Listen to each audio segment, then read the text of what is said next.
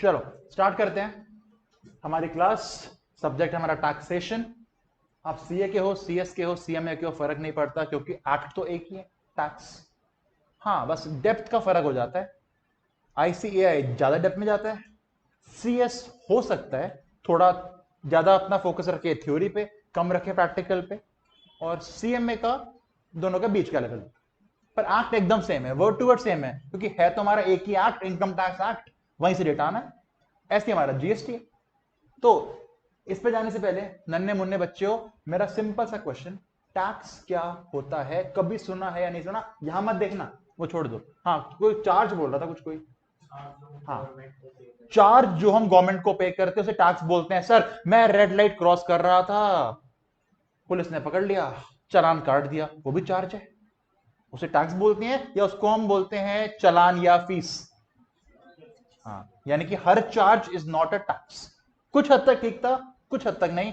तू बता क्या लगता है टैक्स क्या होता होगा? अरे नहीं, छोड़। देखो, सही बोलो गलत बोलो फर्क नहीं पड़ता, बोलना आना चाहिए। अगर तूने गलत बोला क्या होगा? ये थोड़ा हंस लेगा, कोई बात नहीं यार। हाँ वही तो कह रहा हूं, पता है क्या है, हमें बोलना सीखना है। क्योंकि हमारा जो कोर्स है ना, एक तो कॉरेस्पॉन्डेंस कोर्स है हमारा। सर कहाँ कॉरेस्पॉन्डेंस है, सुबह से शाम तक पढ़ते रहते हैं सर, पर है कॉरेस्पॉन्डेंस कोर्स। पता है यहाँ पे ना एक एमबीए वाला बच्चा हमसे एज ले जाता है। क्यों? वो डेली कॉलेज जा रहा है, वो डेली सेमिनार अटेंड कर रहा है, वो प्रेजेंटेशंस दे रहा है, उसको बोलना आता है। हमारा क्या है ना, सीएस के अंदर हमें बोलना नहीं आता, हमें काम करना आता है। नॉलेज है, पर जब तक सामने वाले को बताएंगे नहीं, कैसे पता लगेगा यार? तो देखो, नॉलेज हम ड्यूरिंग द 3 साल के कोर्स में सीख जाएंगे, बोलना सीखना जरूरी है। अभी बोलना आ जाएगा, धीरे धीरे नॉलेज आ जाएगी, तो हमारी डिलीवरिंग स्किल इतनी अच्छी हो जाएगी ना कि हमें जो क्लाइंट चाहिए आराम से मिल जाएगा, ग्रिप में आ जाएगा हमारे। तो आज से ना, जब मैं कोई चीज पूछूं, तुम सही बोलो गलत बोलो, बोलने का ट्राई करो। देखो, गलत बोलने में ना कोई सोचना नहीं पड़ता, जो आया बोल दिया। कम से कम इस 20 बच्चों के आगे बोलने का आपको कॉन्फिडेंस तो आएगा। फिर जब नॉलेज आ जाएगी, अपने आप बोल सकते हो आगे जाके यार। तो बोलने प्रैक्टिस डालो, क्योंकि यहाँ पे कॉलेज नहीं सिखाएगा आपको। अब जो आपकी ओडीओपी ट्रेनिंग्स होती हैं वो यार 2-3 दिन की होती है, उसमें क्या ही सीख लोगे यार। ठीक है, तो अब से बोलना है। तो आप बताओ मैडम, क्या लगता है टैक्स क्या होता है? महक नाम है ना, महक बताओ।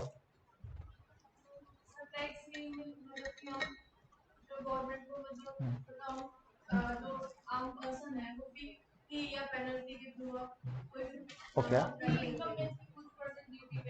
अपने इनकम में से सर कुछ परसेंट गवर्नमेंट को देना पड़ता है, वो हफ्ता मांगने आते हैं, हफ्ता देना पड़ता है। एक तरह सही है, एक तरह सही है। टैक्स आपका लीगलाइज हफ्ता ही है। हफ्ता पता है ना क्या होता है? जो गुंडे मांगते हैं, भाई इतना पैसा कमा रहा है, चल हमें दे, हम तेरे प्रोटेक्शन करेंगे। गवर्नमेंट भी आपसे मांग रही है, ये आपको प्रोटेक्शन भी देती है, क्योंकि उन्होंने खोल रखे हैं police station, army, navy, air force. ये आपकी हेल्थ भी संभालते हैं, इन्होंने हॉस्पिटल खोल रखे हैं, स्कूल्स भी हैं। यानी गवर्नमेंट सारा काम वही करती है, यानी एक तरह का लीगलाइज हफ्ता ही है ये। चलो और डीप में जाने से पहले मुझे बता दो, ये सुने कभी 2 टाइप के होते हैं, डायरेक्ट और इनडायरेक्ट? अच्छा, ये पता है क्या होते हैं? तेरे को पता है? हाँ, मुझे पता, तेरे को पता है। क्या लगता है डायरेक्ट टैक्स क्या होता होगा? डायरेक्ट टैक्स उससे पूछा है मैंने। अरे मुझे घूरो मत यार, बता दो क्या होता है, ऐसे कर रही। क्या लगता है क्या होता है?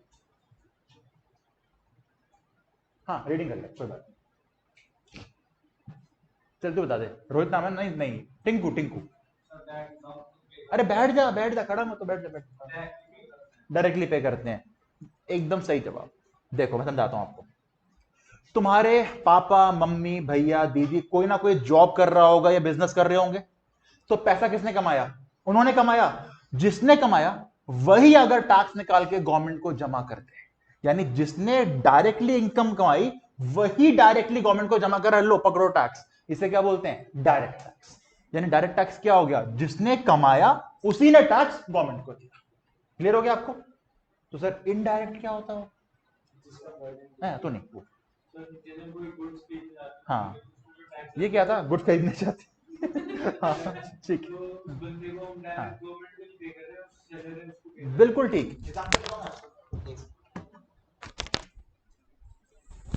देखो, इसने बोला सर एग्जांपल के लिए अगर गुड्स खरीदने जाएंगे तो उसका जो टैक्स होगा ना हम शॉपकीपर को देंगे, सीधा गवर्नमेंट को नहीं देंगे। ये हो गया इनडायरेक्ट टैक्स। बिल्कुल ठीक है यार, मैं बताता हूं। देखो मुझे लैपटॉप खरीदना था, लैपटॉप मान लो 2 लाख का आया, मैंने 2 लाख रुपए दिए, मैं लैपटॉप लेके आ रहा था, दुकानदार ने हाथ पकड़ लिया मेरा, कह रहा इसका जीएसटी कौन देगा?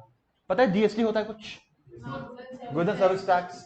लैपटॉप क्या है? गुड्स या सर्विस है? गुड्स है। इस पे उसने लगा दिया जीएसटी सीधा 28%, 28% का। मैथ पढ़ के आए हो? 56,000 किसने बोला? क्या बात है, नाम बताने का नाम? कृष्ण ने बोला सर 56,000, 56,000 का जीएसटी है, टोटल हो गया 2,56,000। मैंने कहा ले भाई पकड़, मैंने उसको 256 दिए, मैं तो लैपटॉप लेके आ गया। अब मेरा आपसे क्वेश्चन है, क्या दुकानदार पूरे 2,56,000 अपनी पॉकेट में डाल सकता है कि नहीं डाल सकता? नहीं डालता। क्यों? सर उसको ये 56,000 किसको देने पड़ेंगे? गवर्नमेंट को जाके जमा करने पड़ेंगे सर। ठीक है भाई, तो दुकानदार गया गवर्नमेंट के पास, ये 56,000 क्या हो गया इसको? भाई बुरा क्यों मान रहा है? चल जहां गवर्नमेंट को डिपॉजिट कर दिया। अब मेरा आपसे क्वेश्चन ये, गवर्नमेंट को ये 56,000 डिपॉजिट कौन कर रहा है? मैं कर रहा हूं, दुकानदार कर रहा है?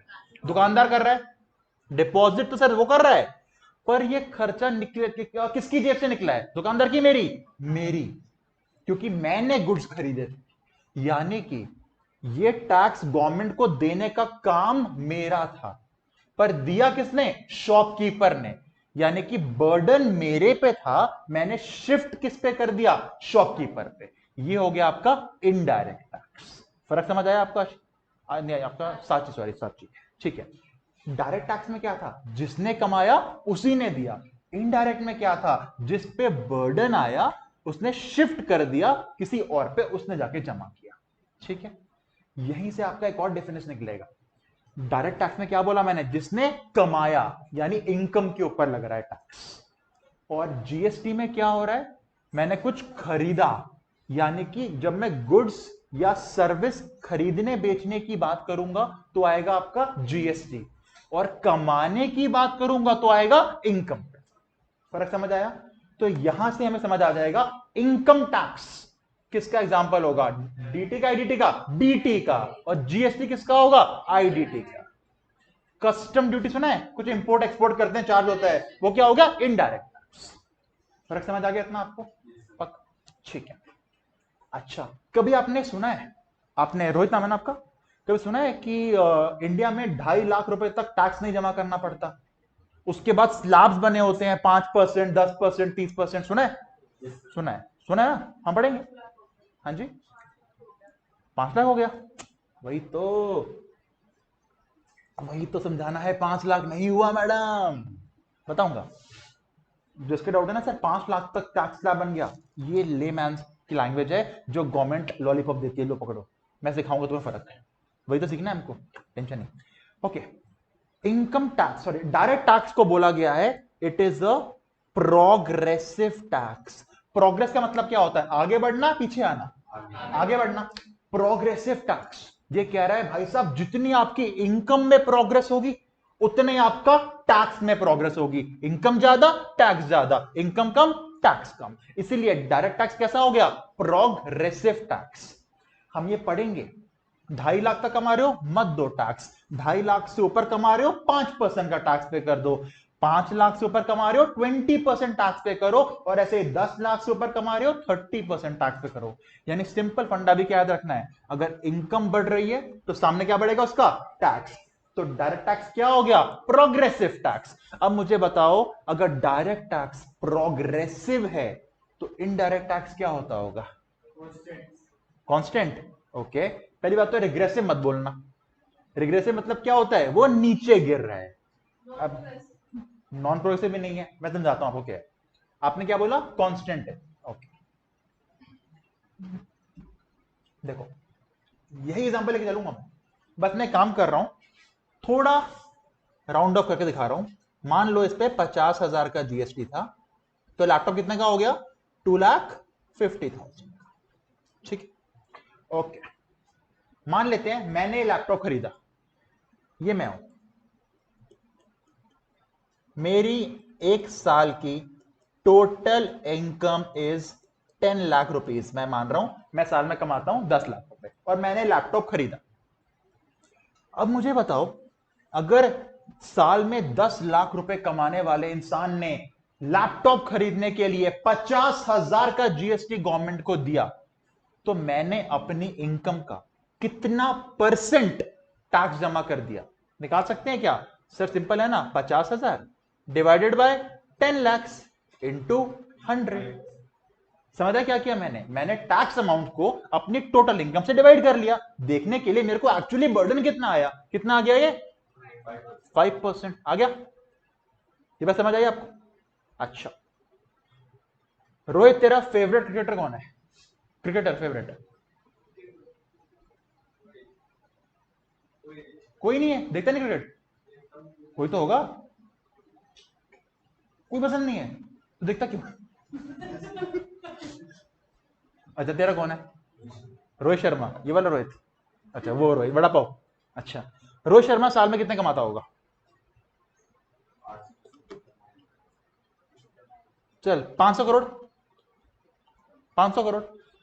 500 करोड़ कमाने वाले रोहित शर्मा को भी यही लैपटॉप लेना था, दुकान पे गया, क्या लगता है जीएसटी कितना चार्ज होगा?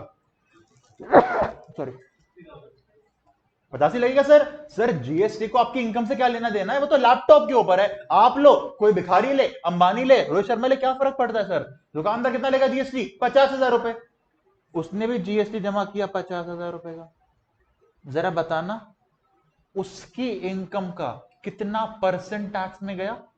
50,000 डिवाइडेड बाय 500 करोड़ इंटू 100। करो जरा कैलकुलेट, कितना आ रहा है? करो करो करो, कैलकुलेट करो,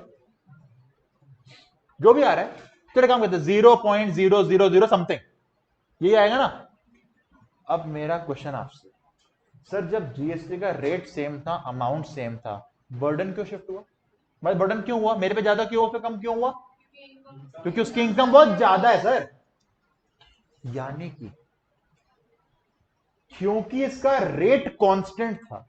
मेरे साथ बोलो, क्योंकि इसका रेट कांस्टेंट था।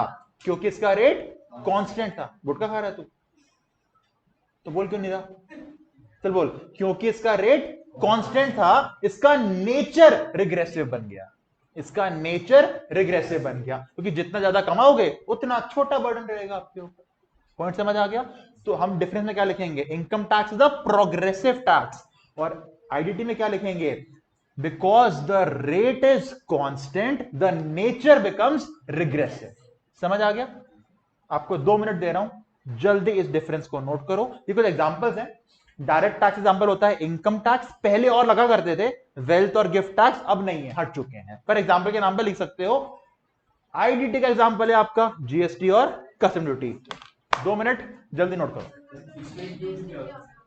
नहीं अलग है, बताऊंगा, अलग बताऊंगा। चलो, और प्लीज नई कॉपी बना लो, क्योंकि मैं कभी भी डेमो नहीं देता हूं। ये मेरी पहली क्लास ही होती है। जिसे ज्वाइन करना है वो कर लेगा, नहीं करना नहीं करेगा। मैं इसी को कंटिन्यू करता हूं। मुझे वो चीज नहीं आती कि कोई इजी उठा लो चैप्टर में, मैं फर्स्ट क्लास से ही लेके जाता हूं हमेशा। चलो जल्दी। ओके, अब मुझे ये बताओ, 2 तरह टैक्स होते हैं, डायरेक्ट और इनडायरेक्ट। क्या लगता है हमारे एग्जीक्यूटिव कोर्स में कौन से पढ़ने हैं हमको? हमें डायरेक्ट टैक्स पढ़ना है सर, हमें डायरेक्ट पढ़ना है सर। आईसीएस है ना, बहुत हरामी है सर, दोनों पढ़वाएगा आपको। क्या लगता है? दोनों पढ़ने हैं? दोनों पढ़ने हैं सर। वेटेज क्या होगी? कितने नंबर का ये, कितने का ये? क्या लगता है? 50-50, 50-50, 50-50 दोनों। 50 का ये, 50 का ये, दोनों पढ़ने हैं। कैसे पता है? कहने को ये एक सब्जेक्ट है, ये आपके 2 सब्जेक्ट्स हैं, क्योंकि दोनों को जोड़ दूंगा ना तो आपके 33 चैप्टर्स बनते हैं।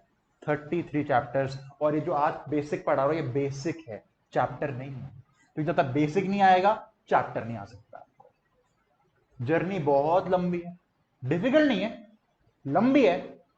मेहनत क्या करनी पड़ेगी आपको? डेली रिवीजन, डेली होमवर्क, वरना 33 चैप्टर्स करते करते खो जाओगे। और सिर्फ अगर तुम्हें डेप्थ बताना चाहूं मार्केट में जाके क्या होता है, देखो मार्केट में जाने के बाद ना, तो बाद में बताऊंगा, कभी नहीं बताऊंगा। अभी क्यों डराऊं तुमको मैं? क्लास 10 में डराऊंगा तुमको मैं, ताकि तुम परसों टाइम पे आओ। ठीक है, ओके। सर सर टैक्स जान लिया क्या होता है, 2 तरह का होता है भी जान लिया। मुझे एक बच्चे की कहानी याद आ गई। क्लास की गुंडी कौन है? प्रीति। चलो प्रीति गुंडी है क्लास की, मान लिया। ऐसा इसने बोला है, मुझे नहीं पता। हाँ वैसे क्लास की बातें काल्पनिक है, क्लास तक ही रहेंगी, ठीक है, बाहर जाके नहीं बोलेगा कोई। हाँ चलो, एक दिन क्या हुआ, प्रीति बैठ गई डोर के पास, जो क्लास में आ रहा है डंडा लेके बैठी है, चल टैक्स निकाल। वो कह रहे किस बात का टैक्स? प्रीति टैक्स। आज से क्लास में पैर रखना है तो प्रीति टैक्स। क्या बोला मैंने? आज से क्लास में पैर रखना है तो प्रीति टैक्स। लक्ष्य कह रहा मैं हाथ में चल के आ जाऊंगा, टैक्स दूंगा। ठीक है, अच्छा मुझे बताओ, प्रीति अगर ऐसा टैक्स रखेगी, मैं टैक्स दोगे कि कुछ और दोगे? नहीं देना टैक्स? क्यों नहीं देना? सर वो लॉ थोड़ी है, वो तो प्रीति है, ठीक है, इलीगल है। अच्छा नहीं दोगे टैक्स? तुमने क्या बोला, क्यों नहीं देंगे? क्यों? क्योंकि इलीगल है। ये अगर यहाँ मोदी जी बैठे होते फिर भी इलीगल है। क्यों? बिल्कुल सही बात सर। मोदी जी क्या है? वो तो एक फेस है गवर्नमेंट का, he is not parliament. India में एक बुक बैठी है, बुक जानते हो? हिंट दूंगा, प्रीति 26 जनवरी को आई थी वो बुक, 1950 में। अरे हाँ हाँ। 26 जन को क्या मनाते हैं, गांधी जयंती कि इंडिपेंडेंस डे?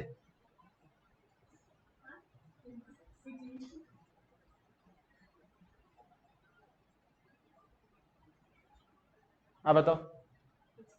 कुछ नहीं मनाते? कुछ तो मनाते होंगे। रिपब्लिक डे, राइट, ठीक है। तो जो कॉन्स्टिट्यूशन बुक है ना, किसने लिखी थी? बढ़िया। तो उन्होंने ना बुक में पहले लिख दिया था आर्टिकल नंबर 265 में। अच्छा जैसे हमारी बुक में होते हैं ना सीरियल नंबर्स, ऐसे कॉन्स्टिट्यूशन में होते हैं आर्टिकल नंबर्स। तो आर्टिकल नंबर 265 में क्या लिखा हुआ है कॉन्स्टिट्यूशन के? No taxes can be collected और levied except by authority of law. India में कोई भी टैक्स लगाना है तो पहले लेके आओ उसका लॉ। तभी इनकम टैक्स के ऊपर बैठा हुआ इनकम टैक्स एक्ट, जीएसटी के ऊपर है गुड्स एंड सर्विस एक्ट। पहले लॉ बनाओ फिर टैक्स लगाना। यहीं से क्वेश्चन आता है, लॉ कौन बना सकता है सर? पार्लियामेंट, दोनों हाउसेस, राज्यसभा लोकसभा मिलके बिल बनाएंगे, प्रेसिडेंट के पास जाएगा, वो साइन करेगा, तब जाके बनेगा लॉ। वो भी याद करना पड़ेगा। आर्टिकल नंबर 245 बोलता है पार्लियामेंट बनाएगा लॉ। ये आपसे एमसीक्यू पूछ क्या कर रहा है? नहीं नहीं, रख दे रख दे रख दे रख दे। हाँ ओके। आर्टिकल 265 ने क्या बोला? टैक्स लगाने के लिए क्या चाहिए आपको? लॉ। फिर 245 ने बोला लॉ कौन बनाएगा? पार्लियामेंट। क्लियर हो गया इतना? Okay okay. मुझे बताओ तुम कितने भाई बहन हो? 2 भाई बहन हो, टोटल 2 ही हो? कोई 3 वाला है? 3 वाला, हाँ कितने हो? 3। तुम 4 हो? तभी से क्या पापा के बहुत काम है। नहीं पापा काम के तो हैं। हाँ हाँ जी। 3 भाई बहन हो? मस्त रहते हो लड़ते हो? हो जाती है। चलो मेरा सिंपल क्वेश्चन है, एक दिन पापा जी आए, 4 चॉकलेट टेबल पे रख के चले गए, बांट लेना। 3 तो बांट लेंगे, चौथे के लिए लड़ोगे? ऐसे दे दोगे रख ले? दे दोगे? इतने शरीफ हो। क्या लगता है लड़ेंगे ना? लड़ेंगे। तुझसे मांगना तो कैसे मांगना होगा? प्यार से 1 करोड़ दे दे प्लीज। किडनी? किडनी भी उसकी यार, कोई 5-6 लाख की बिक जाएगी यार। लिवर? किसने बोला मैडम? मुझे क्या करना है, अभी इतनी भी नहीं पीता। ठीक है चलो ठीक है, आ जाओ। ओके तो ना अंबेडकर जी को बात पता थी यार ये, कि टैक्स चलो लॉ लगा के मांग सकते हो, पर उन्हें पता था इंडिया में ना जो पार्टी सेंट्रल गवर्नमेंट में है जरूरी नहीं कि वो स्टेट में भी सेम हो। जैसे अभी सीजी में कौन है? बीजेपी। दिल्ली में कौन है स्टेट गवर्नमेंट में? आम आदमी पार्टी। वेस्ट बंगाल में कौन है? ममता दीदी हमारी। यानी सब जगह पार्टी अलग है ना यार। तो इनको पता था कि अगर टैक्स एक कटोरे में लाके रख दिया ना, सब लड़ बढ़ेंगे आपस में, मेरा मेरा मेरा। तो उन्होंने क्या किया, 245 के बाद 246 में पावर डिस्ट्रीब्यूशन कर दिया, बोल दिया ये तेरा ये तेरा ये तेरा, बाद में लड़ने का नहीं, सिंपल। तो 246 क्या कर रहा है? पावर को डिस्ट्रीब्यूट कर रहा है। तू क्या कर रहा है भाई, क्या कर रहा है तू? रख दे फोन, बैग में रख दे, जल्दी बैग में रख, बैग में। हाँ चलो, पावर डिस्ट्रीब्यूट होगी अब। तो देखो, पढ़िए तुमने एसएसटी के अंदर list, union list, state list, concurrent list. तो उन्होंने बोला जो यूनियन लिस्ट में लिखा हुआ है वो सारी पावर जाएंगी सीजी के पास, जो स्टेट में लिखा हुआ है वो एसजी के पास। उस पर भी आऊंगा, हमें पूरी लिस्ट तो याद करनी नहीं है, हमने देखना है हमारा टैक्स कहां पे आ रहा है। तो यूनियन लिस्ट में मैं ढूंढ रहा हूं 1 2 3 4, एंट्री नंबर 82। एक फर्क समझ लेना, कॉन्स्टिट्यूशन में होते हैं आर्टिकल नंबर और लिस्ट में होते हैं एंट्री नंबर। कॉन्स्टिट्यूशन में क्या होते हैं, आर्टिकल, और लिस्ट में होते हैं एंट्री नंबर। तो 82 वाला मुझे काम का दिख गया। यहां क्या लिखा है, टैक्सेस ऑन इनकम, इतना, टैक्सेस ऑन इनकम यानी इनकम टैक्स। इनकम टैक्स लगाने की पावर किसको मिल गई, किसको मिल गई, मतलब सीजी को। यानी आज जो हम इनकम टैक्स जमा करते हैं वो किसके पास जाता है, सेंट्रल गवर्नमेंट के पास। कैसे पता लगा sir, entry number 82 of the union list. ये आपका हॉट फेवरेट एमसीक्यू है कि इनकम टैक्स लगाने की पावर कहां से मिली है, entry number 82 of the union list से मिली है। समझ आ गया आपको? अब ये पढ़ो, other than agriculture. Sir agriculture के पैसे कमाओगे ना, फार्मर्स पैसे कमाओगे, नहीं पे करना इनकम टैक्स। सर क्यों, पावर ही नहीं।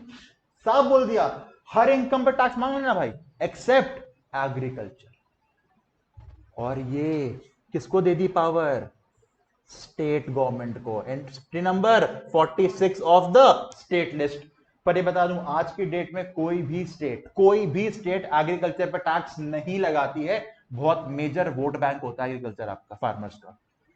पर ये समझ आ गया, अगर कल को जाके एग्रीकल्चर पर टैक्स लगाना पड़े ना, तो कौन लगाएगा, सेंटर की स्टेट। और हो सकता है दिल्ली लगाए, हरियाणा ना लगाए, अलग स्टेट से भाई इनकी। ठीक है, तो बताओ इनकम टैक्स कौन सी गवर्नमेंट ले रही है, सेंट्रल गवर्नमेंट। एग्रीकल्चर पर टैक्स कौन ले सकता है, स्टेट। ओके, कॉन्करेंट क्या होता है, दो ऑप्शन दूंगा।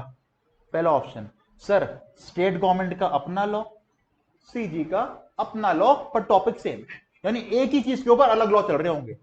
ऑप्शन 2, दोनों मिलके साथ में लॉ बना लेंगे सर।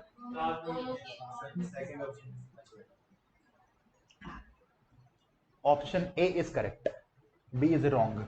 दोनों साथ मिलकर लॉ नहीं बना सकते। सोचो 1950 में बना था कॉन्स्टिट्यूशन, तब वैसे पार्टीशन हुआ था इंडिया का, उनको सपने भी नहीं आ सकते थे कि दोनों पार्टी साथ में काम कर लेंगे, एक कॉमन डिसीजन पे, म्यूचुअल डिसीजन पे आ जाएंगे। तो उन्होंने बोला यहां पे वो आइटम लिखे जाएंगे जहां पे एक ही चीज के अलग अलग लॉ चल रहे होंगे। सर बताना कोई law, education, state government school भी होते हैं, सेंट्रल गवर्नमेंट स्कूल भी होते हैं, जैसे केंद्रीय विद्यालय सेंट्रल गवर्नमेंट है और दिल्ली गवर्नमेंट का दिल्ली स्कूल होगा क्या स्कूल। सेकेंड आपका defence, army, navy, air force centre की है, पुलिस स्टेट। यानी यहां पे जो लॉ लिखे हैं, यहां बोला गया है एक ही चीज के ऊपर, एक ही सब्जेक्ट मैटर के ऊपर अलग अलग लॉ बन सकता है, सीजी का और एसजी का। ये समझ आया? सर हमारे काम का क्या है, आपके काम का पॉइंट जो बना वो आया जीएसटी को लेके। सुना है GST, goods and service tax, कब आया था पता है? 1 जुलाई 2017 को आया था। और शायद तुम छोटे बच्चे जरूर रहे होगे, पर इतना सुना होगा, मोदी जी हर चैनल पे आए थे, चला रहे थे 1 नेशन 1 टैक्स, भारत का एक टैक्स। पर अगर 1 नेशन 1 टैक्स है तो भाई साथ मिलके बनाया होगा। पर साथ मिलके बनाया कैसे, यहां पावर सीजी के पास थी, यहां पावर एसजी के पास थी, वहां बोला था एक ही चीज पे अलग लॉ बनाओ। दोनों साथ मिलके लॉ बना कैसे पाए जब कॉन्स्टिट्यूशन ने पावर ही नहीं दे रखी थी। कॉन्स्टिट्यूशन के अगेंस्ट जा सकते नहीं हो, पावर ही नहीं है, कैसे बनाया लॉ, सोचो। पार्लियामेंट में पास भाई पावर होनी चाहिए ना। हाँ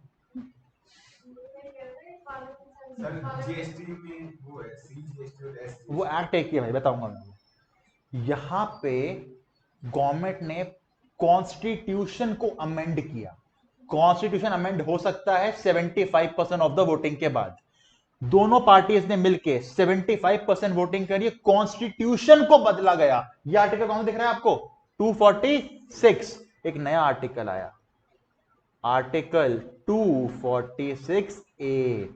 छोटा है कैपिटल ए है, कैपिटल ए। और ये आर्टिकल ने बोला हम एक ऐसा लॉ बनाने की परमिशन दे रहे हैं जिसका नाम होगा जीएसटी, दोनों मिलके साथ में बना सकते हो। तो जीएसटी को लाने के लिए कौन क्या भाई, खाना का क्या है, क्या खाना का क्या है, कुछ नहीं खाया, फिर नींद क्यों आ रही है, रात को क्या कर रहा था, कुछ तो कर रहा होगा रात को, क्या कर रहा था,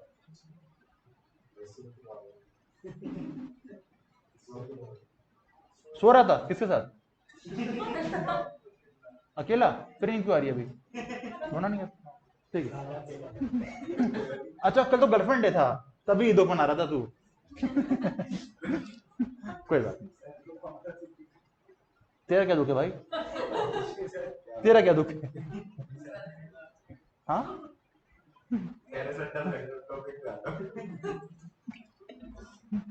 ठीक है। तो आर्टिकल 246 आया जीएसटी लाने के लिए। अब पता है मजे की बात क्या है, जीएसटी को छोड़ के बाकी सारे टैक्सेस एंट्री नंबर से आए हुए हैं क्योंकि वो लिस्ट में लिखे हुए थे। जीएसटी लिस्ट में आ सकता नहीं था, तो जीएसटी कहां से आया, आर्टिकल से। कौन सा आर्टिकल, 246 ए। और सुनो एग्जाम में ना उसको टीचर को पता है आपको 246 ए तो याद रहेगा, वो आपको 4 ऑप्शन देगा एमसीक्यू बना के, बोलेगा बताओ जीएसटी कैसे आया। एंट्री 246 छोटा है, एंट्री 246 बड़ा है, आर्टिकल 246 छोटा है, आर्टिकल 246 बड़ा है। क्या लिख के आओगे, आर्टिकल 246 बड़ा है। इसीलिए हम कैपिटल नहीं बोलेंगे, हम इंडिया के लोग हैं ना, हम बोलेंगे बड़ा है। आज से क्या बोलेंगे, 246 बड़ा है। पता है बड़ा से क्या होगा, माइंड में बैठ जाएगा। बहुत जगह तुम कैपिटल वर्ड यूज करोगे, बड़ा वर्ड बहुत जगह यूज नहीं करोगे तुम लोग, एकदम एग्जाम में याद रहेगा। तो जीएसटी कैसे आया है, आर्टिकल 246 बड़ा है।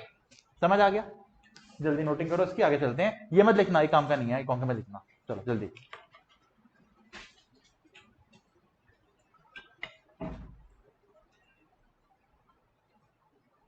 ओके तो अभी तक क्या देखा, टैक्स दो टाइप का होता है, डायरेक्ट और इनडायरेक्ट। प्रोग्रेसिव कौन सा होता है, प्रोग्रेसिव कौन सा है, डायरेक्ट। रिग्रेसिव का नेचर किसका है, इनडायरेक्ट का, ठीक है। टैक्स लगाने के लिए लॉ चाहिए, किसने बोला है, आर्टिकल 265 ने। लॉ कौन बना सकता है, पार्लियामेंट। कहां लिखा है, आर्टिकल 245 में, 25 में। Power distribution article 246। Income tax कहां से आया है, income tax entry number 82 of the union list. Agriculture income tax कौन लगा सकता है, state government, entry number 46। GST entry की आर्टिकल, आर्टिकल 246 छोटा है, बड़ा, वेरी ठीक है। अच्छा अब मुझे बताओ इनकम टैक्स कौन जमा करता होगा, सर जो इनकम कमाता होगा, है ना, जो इनकम कमाएगा वो टैक्स जमा करेगा। तुम सारे यहां बैठे हुए, तुम सारे इंडिविजुअल्स हो, पता ना इंडिविजुअल क्या होता है, सिंगल। तू सिंगल है ना भाई, इंडिविजुअल की बात कर रहा हूं मैं अभी। एक होती है पार्टनरशिप फर्म, सुनी होगी, एलएलपी होते हैं, कंपनीज होती हैं। इनकम टैक्स कौन पे करता होगा, सारे, सारे करते हैं, बिल्कुल सारे करते होंगे सर। यानी कि सर इन सब में ना जो पैसे कमाएगा वो टैक्स पे करेगा। तो अगर ऐसा है तो लॉ में लिखा होगा ना कहीं तो, आओ देखो, देखते हैं। ये है वो पर्सन, अरे आजा, ये है वो पर्सन, क्या है ये पर्सन, ये इनकम टैक्स पे करने के लिए लायबल हो सकते हैं अगर ये पैसे कमाएंगे तो। अगर ये पैसे कमाएंगे तो लायबल हो जाएंगे, नहीं कमाएंगे तो नहीं होंगे। पर एक चीज है, इसके अलावा और कोई इनकम टैक्स नहीं पे करेगा। सर इसके अलावा बचा है क्या, कोई नहीं बचा, क्योंकि जो यहां पे नहीं आया वो अदर में आ गया। ये पॉइंट आपका अदर्स का होता है। समझाता हूं क्या होता है पॉइंट्स, अभी खाली बताने का ट्राई कर रहा हूं कि 7 तरह के लोग हैं। कितने लोग हैं, 7, जिनको नाम क्या बोला था हमने, पर्सन। ये ही कभी ना कभी इनकम टैक्स पे करने के लिए लायबल होंगे, इसके अलावा कोई नहीं होगा। और नाम देखते हैं, पहला कौन सा है, इंडिविजुअल। ये सुना है, हुफ हुफ, HUF क्या होता है, हिंदू अनडिवाइडेड फैमिली, याद है, कर्ता, फैमिली बिजनेस। देखो आपसे डेफिनेशन कोई नहीं पूछेगा यहाँ पे, हमें सिर्फ बताया जाएगा ये HUF है, इतना कमाया, टैक्स निकाल दो। हमारा काम टैक्स निकालना, लॉ का काम स्वाति मैम कराएंगे आपको। फर्म इंक्लूडिंग LLP, मतलब सर इनकम टैक्स ने तो बढ़िया काम कर दिया, firm is equal to LLP। यहां पे जो फर्म के ऊपर टैक्स है वही LLP पे टैक्स है, हम नहीं करते डिफरेंशिएट। बढ़िया हो गया, लॉ में करो डिफरेंशिएट कि LLP हाइब्रिड फर्म है। यहां सिंपल है, यहां जो फर्म है वो LLP है, तो ऐसे क्या बोलेंगे, सिर्फ फर्म। फिर कंपनी, चाहे गवर्नमेंट कंपनी हो, प्राइवेट कंपनी हो, पब्लिक हो, ओपीसी हो, कंपनी मीन्स अ कंपनी, सबका सेम। अच्छा, ये तुम पहली बार सुन रहे होगे, association of person, body of individuals, short form देखो इसका, AOP BOI, शॉर्ट फॉर्म। बताता हूं क्या होता है, फिर चलते हैं लोकल अथॉरिटी। सुना आपने म्यूनिसिपैलिटी के इलेक्शन होते हैं, municipal corporation of Gurgaon, Delhi, इन्हें कहा जाता है लोकल अथॉरिटीज। सर वो पैसे कमाते हैं, बिल्कुल, तुम्हारे घर का प्रॉपर्टी टैक्स ले जाते हैं, सीवर टैक्स, कूड़ा हटाने का टैक्स, सारा वो लेके जाते हैं, वो उनकी इनकम है। मैं ये नहीं कह रहा उस इनकम पर टैक्स पे करना पड़ेगा, पर ये कह रहा हूं क्योंकि वो पर्सन के अंदर लिख दिया गया है, अगर सीजी चाहे तो उनसे टैक्स मांग सकती है, इनकम टैक्स। ये कह रहा हूं। वाटर का भी होता है, बिल्कुल, पानी फ्री नहीं है, मैं पी रहा हूं। ठीक है, तो लोकल अथॉरिटी का मतलब क्या हो गया आपका, म्युनिसिपल कॉर्पोरेशन आपके। ठीक है, तो अगर मैं बोलूं ये बिल्डिंग है, इस बिल्डिंग का टैक्स किसके पास जा रहा है, यहां से देखे तो लोकल अथॉरिटी के पास। सीधी नहीं भाई, प्रॉपर्टी टैक्स इनकम टैक्स का पार्टी नहीं है, ये तो हाउस टैक्स है। ये किसके पास जाता है, म्युनिसिपैलिटी के पास, जो किस पर्सन का फॉर्म है, लोकल अथॉरिटी का। तो अगर मैं बोलो ये इसका टैक्स कौन ले जा रहा है, लोकल अथॉरिटी। समझ आया? ओके, अब समझाता हूं आपको एओपी बीओआई क्या होते हैं। देखो 5 साल के बाद चलते हैं, 2028 में पहुंच जाते हैं, 2028 में लक्ष्य ने खोल लिया कंस्ट्रक्शन कंपनी, कह रहा है मैं रोड्स बनाऊंगा। और रोड बनाते बनाते इसको एक दिन हरियाणा के चीफ मिनिस्टर का फोन आया। कौन है चीफ मिनिस्टर हरियाणा का, मनोहर लाल खट्टर, मान लो तभी भैया। उसने फोन किया, लक्ष्य तेरे को यार एक हाईवे बनाना है सेक्टर 14 से लेके सदर मार्केट तक का, ताकि ट्रैफिक पूरा बच जाए, पूरा हाईवे नॉन स्टॉप। कह रहा बना दूंगा जी, कोई दिक्कत ही नहीं, मेरा काम ही यही है। उन्होंने बोला बनाना है, मुझे चाहिए 2 महीने के अंदर रेडी। इसने हाँ तो बोल दिया, तो सोच रहा है 2 महीने में कैसे बना दूंगा यार, मैं इतने लोग तो है नहीं मेरे पास। फिर इसको याद आया, मेरी क्लास में एक और लड़की थी, उससे बड़ी अच्छी महक आती थी, वो भी तो यही काम करती है, उसको फोन करता हूं। इसने फोन किया महक को, महक यार गवर्नमेंट से टेंडर मिला है, 2 महीने में हाईवे बनाना है, मैं अकेले कर नहीं पाऊंगा, तू भी सेम काम करती है, चल साथ मिलके काम करते हैं, बना लेते हैं रोड। इसने बोला देख यार लक्ष्य, साथ काम करने में कोई दिक्कत नहीं है, पर पार्टनरशिप नहीं करूंगी, मैंने सुना है जब पार्टनरशिप होती है वहां रिश्ते खराब हो जाते हैं। लक्ष्य कह रहा है साथ में काम कैसे करेंगे। महक ने बोला क्यों, तूने अकाउंट्स नहीं पढ़ी, उसमें कॉन्सेप्ट आता है जॉइंट वेंचर, सुना कभी जॉइंट वेंचर। जॉइंट वेंचर क्या होता है, 2 लोग साथ मिलके काम कर रहे हैं पर वो पार्टनरशिप नहीं करना चाहते, साथ मिलके काम किया, एक प्रोजेक्ट पे पैसे कमाए, अपने अपना शेयर लिया, अपने अपने घर।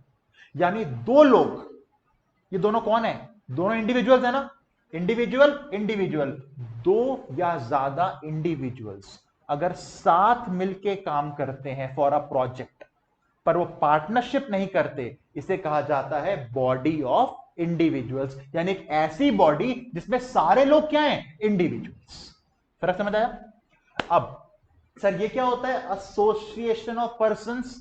हो सकता है महक प्राइवेट लिमिटेड एक कंपनी होती, और लक्ष्य ने बोला आज ज्वाइंट वेंचर करते हैं, तो ऐसे केस में क्या होता, इंडिविजुअल जेवी यानी ज्वाइंट वेंचर कर रहा है विद अ कंपनी। अब यहां पे सारे इंडिविजुअल नहीं हुए ना, एक कंपनी है एक इंडिविजुअल है, इसे कहते हैं हम लोग एसोसिएशन ऑफ पर्सन। यानी अगर एक बॉडी में इंडिविजुअल के अलावा कोई फर्म है, या फिर कोई एचयूएफ है, या फिर कोई कंपनी है, वो ग्रुप बन गया, उसे क्या बोलेंगे, एसोसिएशन ऑफ पर्सन। और एक ग्रुप में सारे इंडिविजुअल हैं तो क्या बोल देंगे, बॉडी ऑफ इंडिविजुअल्स। और इन्होंने अगर पार्टनरशिप फॉर्म कर ली तो क्या बन जाएगा, ये फर्म। देखो आपको मतलब याद नहीं करना है, नहीं पूछेंगे मतलब आपसे, खाली नाम पूछेंगे बस। मतलब क्यों बता रहा हूं कि तो आपको पता होता क्या। फर्क समझ आ गया लक्ष्य आपको यहां तक का? ठीक है, तो बताना 7 तरह के पर्सन कौन कौन से हैं। Short form HUF, firm, company, AOP, BOI, authority, और इसे कह लो एवरी अदर्स कह लो, या कह लो एवरी आर्टिफिशियल जुडिकल पर्सन। यहां पे आ जाएंगे हमारे आईसीएसआई, आईसीएआई, आईसीसीएमए, सारे यहां पे आ जाएंगे। खैर 5 नंबर का क्वेश्चन आता है, ये सिर्फ नाम लिख के आने होते, दैट्स इट। 5 नंबर के लिए बस नाम लिख के आने होते हैं, तो याद कर सकते हैं नाम, हो जाएंगे याद। 7 नाम बताना कौन कौन से हैं। अभी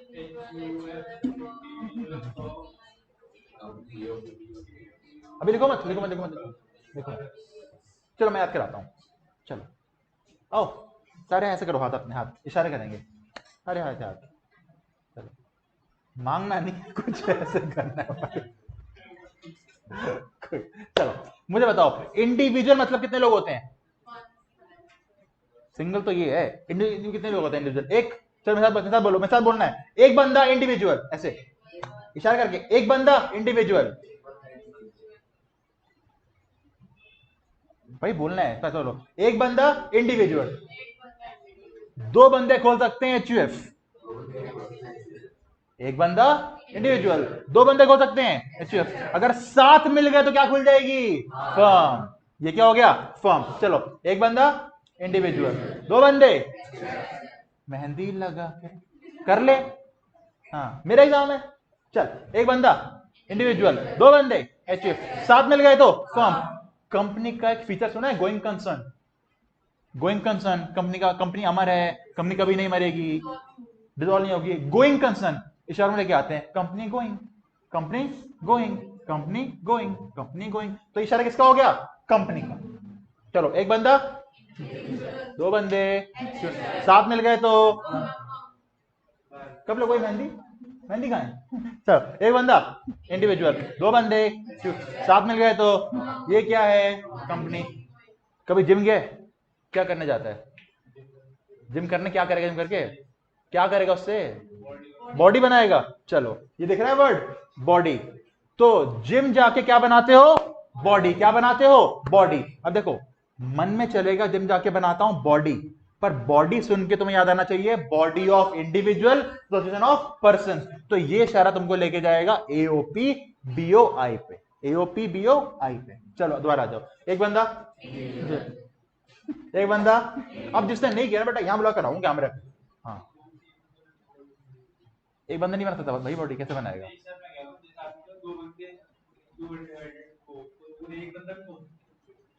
इसमें एचयूएफ में अकेला करता?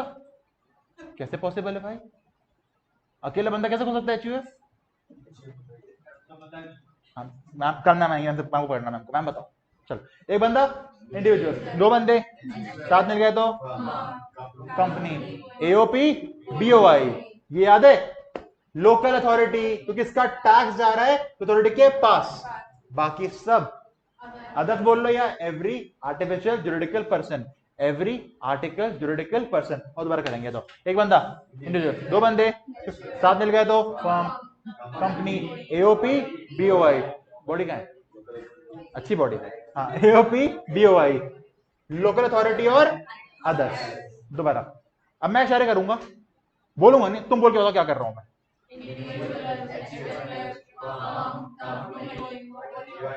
बॉडी कॉपरेट नहीं है।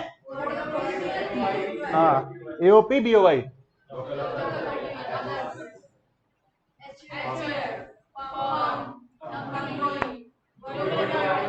Local authority. मैं कहां से लोकल लग रहा हूं तेरे को? चलो,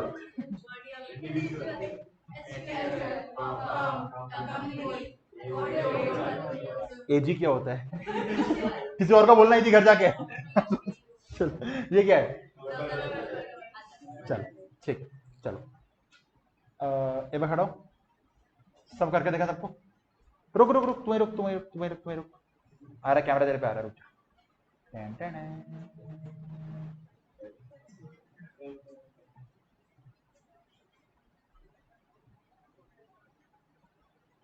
ओ, इधर इधर से आना पड़ेगा, इधर से। ला रहा, तू आज फेमस होगा, तब तक रिवाइज कर ले।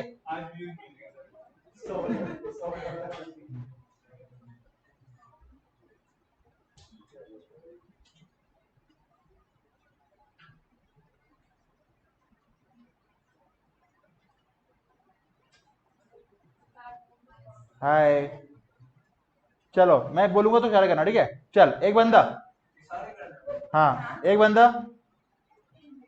हाँ इंडिविजुअल, दो बंदे, तो दिख नहीं रहा तू, हाँ और तुम रुक जाओ, ठीक है? चल, एक बंदा इंडिविजुअल, दो बंदे, साथ मिल गए तो कंपनी करके दिखा। Very good, AOP BOI. Nice body है। लोकल अथॉरिटी, बाकी सब अदर। क्या बात है, वेरी गुड। क्लैपिंग करो भाई के लिए। क्लैपिंग नहीं कर रहे तुम, रिलेट पे जा, अच्छे कमाएगा।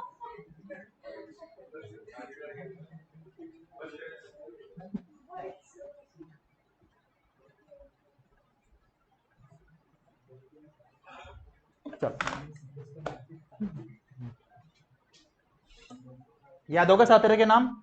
अब सेक्शन याद करते हैं इसका। देखो देखो, हर डेफिनेशन का सेक्शन क्या होता है? 2। पता है, लॉ में पढ़ा होगा, सारी डेफिनेशन सेक्शन 2 में होती हैं। सेक्शन 2 तो याद हो जाएगा, दिक्कत है 31 को याद करने की। सर बहुत सिंपल तरीका, 7 तरह के पर्सन है, 7 तरह के हैं, 2 हमको पता है, अब ब्रैकेट खोल देते हैं, 2 इंटू 3 प्लस 1 कितना हो गया? 7। 7 तरह के पर्सन हो गया सेक्शन में याद। 2 इंटू 3 प्लस 1 2 31, यानी कि 7 तरह के पर्सन, खत्म। तो पर्सन का सेक्शन क्या है? 231। कैसे याद किया? 2 into 3 plus 1 makes the 7 kind of person. कौन कौन से हैं? Individual, HUF, firm, company, AOP, BOI, local authority और अदर्स। क्लियर हो गया? जल्दी नोट करो।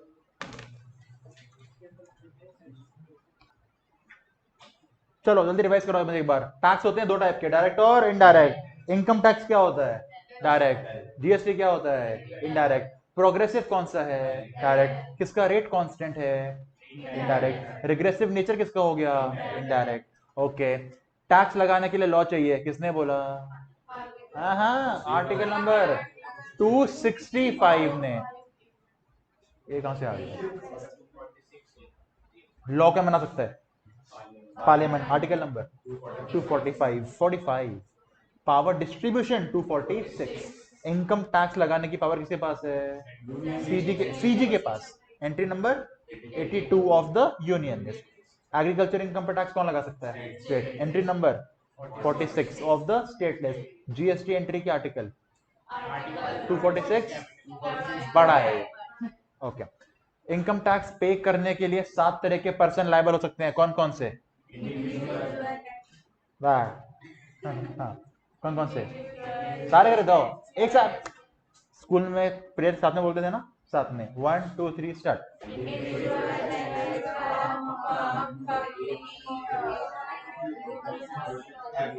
सबने बोला, और ये मैडम आधा भरा, जल्दी भरा, आधा भरा भरा भरा भरा, चलो। ओके, अब मुझे बात बताओ, ये 7 तरह के पर्सन इनकम टैक्स पे करने के लिए लायबल हो सकते हैं। ओके, मेरा क्वेश्चन है इससे, नाम बता अपना। हर्षित। हर्षित जब पैदा हुआ था इतना ही बड़ा था, बच्चा था? ऐसे क्या कर रहा है? हाँ बता मुझे, बच्चा था। जैसे हर्षित पैदा हुआ, डॉक्टर ने पता है क्या बोला? ये नहीं बोला बेटा बेटी हुआ है, बोला आपके घर इंडिविजुअल हुआ है जी। क्या हुआ आपके घर? इंडिविजुअल, क्योंकि ये कौन है? इंडिविजुअल। जैसे ही पैदा हुआ, क्या ये इंडिविजुअल था? नहीं था? था। आ गए Modi ji, tax tax tax tax. कह रहे किस बात का टैक्स? मैंने नहीं बोला माइनर में, मैं कह रहा इंडिविजुअल था ना। अच्छा, पर इंडिविजुअल था, माइनर पर टैक्स लगता है, बताऊंगा आपको थोड़ी देर पर। था इंडिविजुअल, तो इसने टैक्स क्यों नहीं पे किया पैदा होने के बाद? क्योंकि सर अभी ये इनकम कहां कमा रहा है? ये सारे पर्सन इनकम टैक्स पे करने के लिए लायबल हो सकते हैं, और उसके लिए क्या जरूरी है? इनकम को कमाना। पैदा होने पे इंडिविजुअल तो बन गया, यानी ये गारंटी हो गई जब कमाएगा तब टैक्स पे करेगा। यानी कि every person is liable to pay tax. True और false? False. Every person will be liable to pay tax if he earns taxable income. True false? True. तो सर ऐसे पर्सन को क्या बोलते हैं जो टैक्स पे करता है? ऐसे पर्सन को हम बोलते हैं असेसी। क्या बोलते हैं? असेसी। डालो हेडिंग कॉपी में जल्दी से, असेसी। देखो सेक्शन 2 का 7 डालो, मैं बताता हूं क्या लिखवाता हूं फिर आपको। देखो असेसी 2 का 7 देखो, assessee means a person, assessee means a person, लिखो, assessee means a person। हिम्मत बाटी करी बैठ के अपने नाम से। assessee means a person on whom there is a liability to pay income tax, to pay income tax. ठीक है, बट नहीं, यानी असेसी ऐसा पर्सन हो गया जिसके ऊपर इनकम टैक्स पे करने की लायबिलिटी आ चुकी। फर्क समझ आ गया? तो आज की डेट में तुम सारे क्या हो, असेसी की इंडिविजुअल्स? इंडिविजुअल्स। जैसे ही पैसे कमाना स्टार्ट करोगे बन जाओगे असेसी। फर्क समझ आया? तो बताना ट्रू या false. Every person is an assessee. False. Every assessee is a person. True. यानी कि असेसी को इंडिपेंडेंट नहीं है, ये 7 तरह के पर्सन में से ही निकला है जी। तभी तो सेक्शन है 2 का 7, क्योंकि कहां से निकला ये, 7 तरह के पर्सन से। तो सेक्शन लिखा आपने, इसको याद करने की लिख लो ट्रिक इसके ऊपर। 2 का 7 क्यों है? क्योंकि ये 7 तरह के पर्सन में से निकला है। लिख लो 2 का 7 क्यों है? क्योंकि ये 7 तरह के पर्सन से निकला है। खाली सेक्शन याद करने की ट्रिक है बस एक।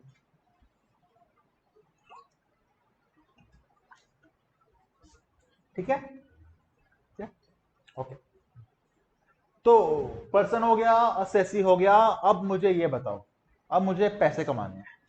चलो सारे मुझे बताओ पैसे कमाने के तरीके बताओ, थोड़े बहुत तरीके। पैसे कैसे कमा सकते हैं, कोई तरीका बताओ पैसे कमाने का तरीका। अभी जैसे पढ़ाई कर रहे हैं तो साथ में ट्यूशन ले सकते हैं। सर मैं ट्यूशन पढ़ाना चाहती हूँ।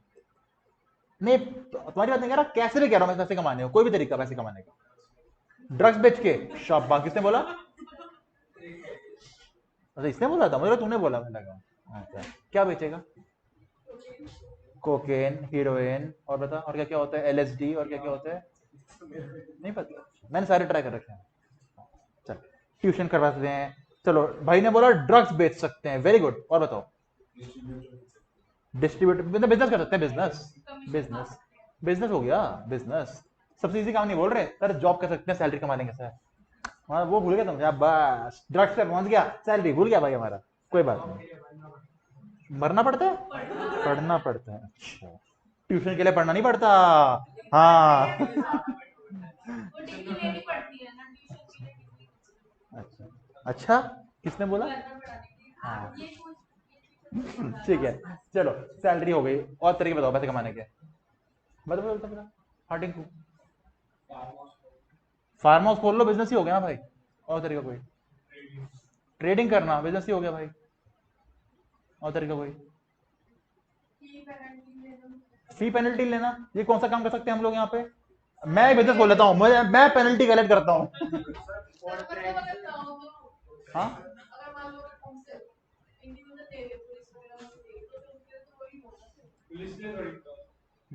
वो तो गवर्नमेंट जमा हो जाएगी ना गवर्नमेंट के पास। हाँ जी। और बताऊं, तुम्हें पॉइंट भूल रहे हो, कभी घर किराए पे चढ़ा है? रेंटल इनकम नहीं, इनकम टैक्स से बिजनेस नहीं है। इनकम टैक्स के लिए वो रेंटल इनकम है, अलग चैप्टर है पूरा हमारा एक। अच्छा बताऊंगा, चैप्टर तो आने दे, रुक जा। ठीक, रेंटल इनकम हो गई। इसके बाद घर को किराए पे चढ़ाया, अलग इनकम है। घर को ही बेच दिया, सेल कर सकते हैं घर की, उसे कहते हैं हम लोग कैपिटल गेन्स। मैंने अपना कोई कैपिटल एसेट ही बेच दिया। और लास्ट पता है क्या होता है? हाँ जी, वन टाइम कह सकते हो, इरेगुलर इनकम कह सकते हो। फिर आप क्या आते हैं, बाकी चीजें भूल रहे हो जो आप, बैंक से इंटरेस्ट मिलता है, शेयर्स पे डिविडेंड मिलता है, लॉटरी, बेटिंग, सारी इनकम, ये सारी आपकी हैं अदर सोर्सेस की इनकम। देखो इनकम टैक्स उन्होंने क्या किया है ना, उन्होंने इनकम के तरीके, कमाने के तरीकों को 5 अलग ग्रुप्स में बांट दिया है, और ग्रुप्स को बोलते हैं हेड्स। ये देखो उन्होंने बोला जब तुम जॉब करके पैसे कमाओगे उसे बोलेंगे हम लोग सैलरी। जब तुम्हारा घर किराए पे चढ़ा होगा, तुम्हें रेंट जो मिलेगा उसे कहते हैं हाउस प्रॉपर्टी। यानी ये बात कर रहा है आपका रेंटल इनकम की। कोई भी बिजनेस, कोई भी प्रोफेशन कर लो, उसे बोलेंगे profits and gains of business और प्रोफेशन। बहुत बड़ा नाम है, शॉर्ट फॉर्म देखो, P G B P, P G B P. कोई पबजी नहीं बोलेगा इसको, क्या ये? P G B P. उसके बाद घर ही बेच दिया, ज्वेलरी बेच दी, कैपिटल गेन्स। और बाकी सारी इनकम, बैंक का इंटरेस्ट, डिविडेंड, सब कुछ कहां जाएगा आपका? अदर सोर्सेस के अंदर। 5 ग्रुप बनाए। पहला क्या बोला? सैलरी, दूसरा हाउस प्रॉपर्टी, तीसरा पीजीबीपी, चौथा कैपिटल गेन्स, पांचवा अदर सोर्सेस। दोबारा बताओ कौन कौन से हैं? Salaries, house property, PGBP, capital gain और अदर सोर्सेस। पता है 5 चैप्टर आपके पूरे इनकम टैक्स सिलेबस का जो 50 नंबर का है उसका 70% सिलेबस यही है आपका। ये 5 चैप्टर्स, ये 5 चैप्टर करके हमारा 70% सिलेबस खत्म। तभी मैं आपको आज नहीं बता रहा कि सर अगर बंदा डेली घर किराए पे चढ़ाए तो क्या होगा। पढ़ना है भाई, चैप्टर है पूरे 70% टाइम, 2 से 2.5 महीने यही पढ़ना है हमको। हाँ, खैर आज मेरा काम बताने का आपको ये है कि जब हम सैलरी पढ़ेंगे ना, हम इनकम टैक्स का सेक्शन नंबर 15 से लेके पहुंच जाएंगे 17 पे। एचपी में काम हो जाएंगे 22 से 27, पीटीपीपी में 28 से 44, कैपिटल गेन में 45 से 55, अदर उसमें 56 से 59। एक चीज दिखाऊं मैं आपको, जो जहां खत्म हो रहा है वहां से स्टार्ट हो रहा है। हाँ दिखा रहा हूं, 3 जगह चेन नहीं टूटी है, चेन टूटी है पहली जगह, कुछ सेक्शन ऐसे गायब है, 18, 19, 20, 21। सर ये 4 सेक्शन कहां है? किसी और चैप्टर में होंगे। हाँ इसने बोला, ऐसा मैंने नहीं बोला। हाँ पता क्या था, जो इनकम टैक्स लिख रहा था ना वो मस्त सैलरी में लिख रहा था 15, 16, 17। हाँ बेबी, अच्छा सुन 22, 23, ऐसे नहीं होता, सीक्वेंस होती है। तो हुआ क्या, 18, 19, 20, 21 इनकम टैक्स एक्ट से डिलीट हो गया, हटा दिया। उनको लगा बेकार सेक्शन है, हटा दो। पता कब हटाए थे? 1992 में, आपके मेरे पैदा होने से पहले हट चुके हैं। तो क्या होता है मुझे भी नहीं पता, जानने भी क्यों हट गए तो, इसलिए वहां चेन टूटी है, वरना चेन सही है। तो एक बार आप सिर्फ साची सेक्शन रेंज पढ़ दो एक बार, क्या लिखी है, कहां से कहां तक है, नाम नहीं चाहिए मुझे, खाली रेंज चाहिए। 15 to 17, 22 to 27, 28 to 44, 45 to 55, 56 to 59. अच्छा अब आपको दोबारा पढ़ना है तो थोड़ा स्पीड से, मैं देखना चाहता हूं कौन कितना स्पीड से पढ़ सकता है, वॉल्यूम नहीं स्पीड। चलो 1 2 3 start. 15 to 17, 22 to 27, 28 to 44, 45 to 57, 56 to 59. हरा सकती है इसको स्पीड में कर। हिंदी बोल सकते हो कोई दिक्कत, हिंदी बोल सकते हो कोई दिक्कत। चल 15 to 17, 22 to 27, 28, 44, 45 to 55, 56 to 59. कौन जीता? साची हरा देगी गुंडी। चल ट्राई कर, ट्राई कर, ट्राई तो कर। 15 to 17, 22 to 27, 28 to 44, 45, 55, 56 to 59. कौन जीता? कौन? प्रीति जीत गई, ले जीत गई। चल अक्षय प्रीति को हरा।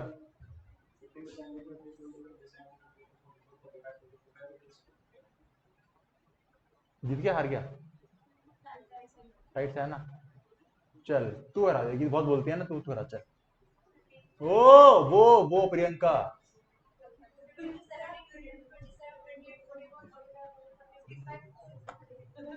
चल मैक, 15 to 17, हाँ सांस ले ले। हाँ चल 15 to 17, 15 to 17 हो पाया मेरे से. ट्राई ट्राई देख के बोलना है। चल ट्राई। 15 to 17, 27, 28, say 44. अटक गई दोबारा, जा अटक गया दोबारा। 15 to 17, 20 to 47, 28 से 44, 40, 45, 55, 56 to 59. हरा देगा हर्षित। हाँ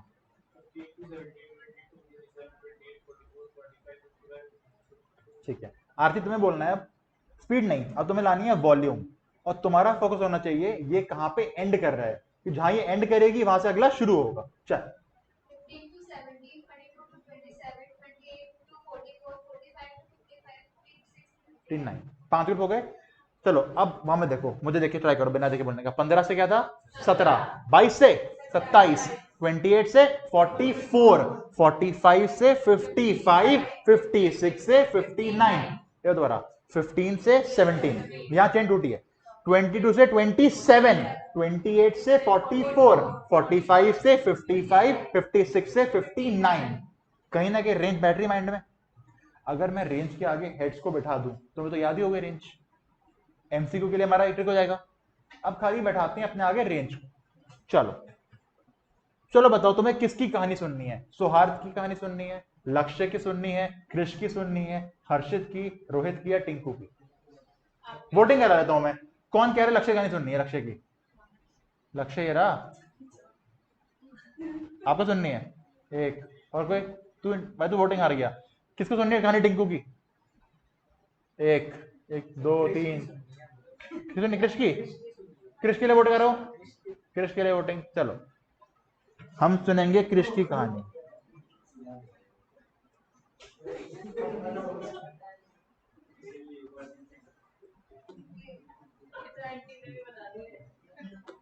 double R single R? Single ही है तू? हाँ ठीक है। कृष, कृष को ना, मान लो कृष का दुनिया में कोई नहीं है, एकदम अकेला तन्हा, इसको पैसे कमाने हैं, तो भाई गांव से शहर आ गया पैसे कमाने के लिए। अब बताओ कोई बंदा गांव से शहर आया, सबसे पहले कौन से पैसे कमा सकता है? मजदूरी पे, यानी कि दिहाड़ी मिलेगी, सैलरी मिलेगी ना। बिजनेस कैसे कर लेगा? वेजेस। अच्छा, क्योंकि बिजनेस करने के लिए कैपिटल चाहिए होगा आपको। तो भाई ने क्या किया? भाई ने एक ढाबे पे एज अ वेटर ज्वाइन कर लिया। कहानी सुन ले। ढाबे पे एज अ वेटर ज्वाइन कर लिया, मस्त बेच रहा, आलू पराठे, गोभी पराठे, दाल मखनी, क्या क्या बेचेगा और? क्यों सर, गलत लाइन में आ गए सीरियस में? ठीक है, भाई वेटर का काम कर रहा है ढाबे पे, तो बदले में क्या मिल रहा है इसको? ठीक है, पता है क्या, जैसे ही इसको सैलरी मिल रही थी ना, दूर कहीं एक आंटी, जिनका नाम है निर्मला आंटी, वो देख रही थी, अच्छा पैसे कमा लिए, इसको दिख रही सैलरी। आंटी को पता है क्या दिख रहा था? 15 से 17। उनको तो पैसा दिख रहा है, अपना टैक्स दिख रहा है। तो जैसी सैलरी कमाई, आंटी का दिख गया 15 से 17। अब ढाबे वाला इसको मस्त खाना भी खिलाता था फ्री में, ढाबे में काम कर रहा है, सैलरी मिलती थी, पर रहना भी तो है। मुझे बताओ, पहली पहली बार गांव से शहर आया है, वेटर काम कर रहा है, अपना घर खरीद सकता है, किराए पे रहना पड़ेगा? अरे वाह। तो भाई ने क्या किया? भाई ने एक घर किराए पे ले लिया। तो भाई क्या पे कर रहा होगा इसको महीने का? रेंट। जैसे ही रेंट पे कर रहा है, आंटी को क्या दिख रहा है? 22 से 27। आंटी को टैक्स से मतलब है भाई, उन्हें दिख गया 22 से 27।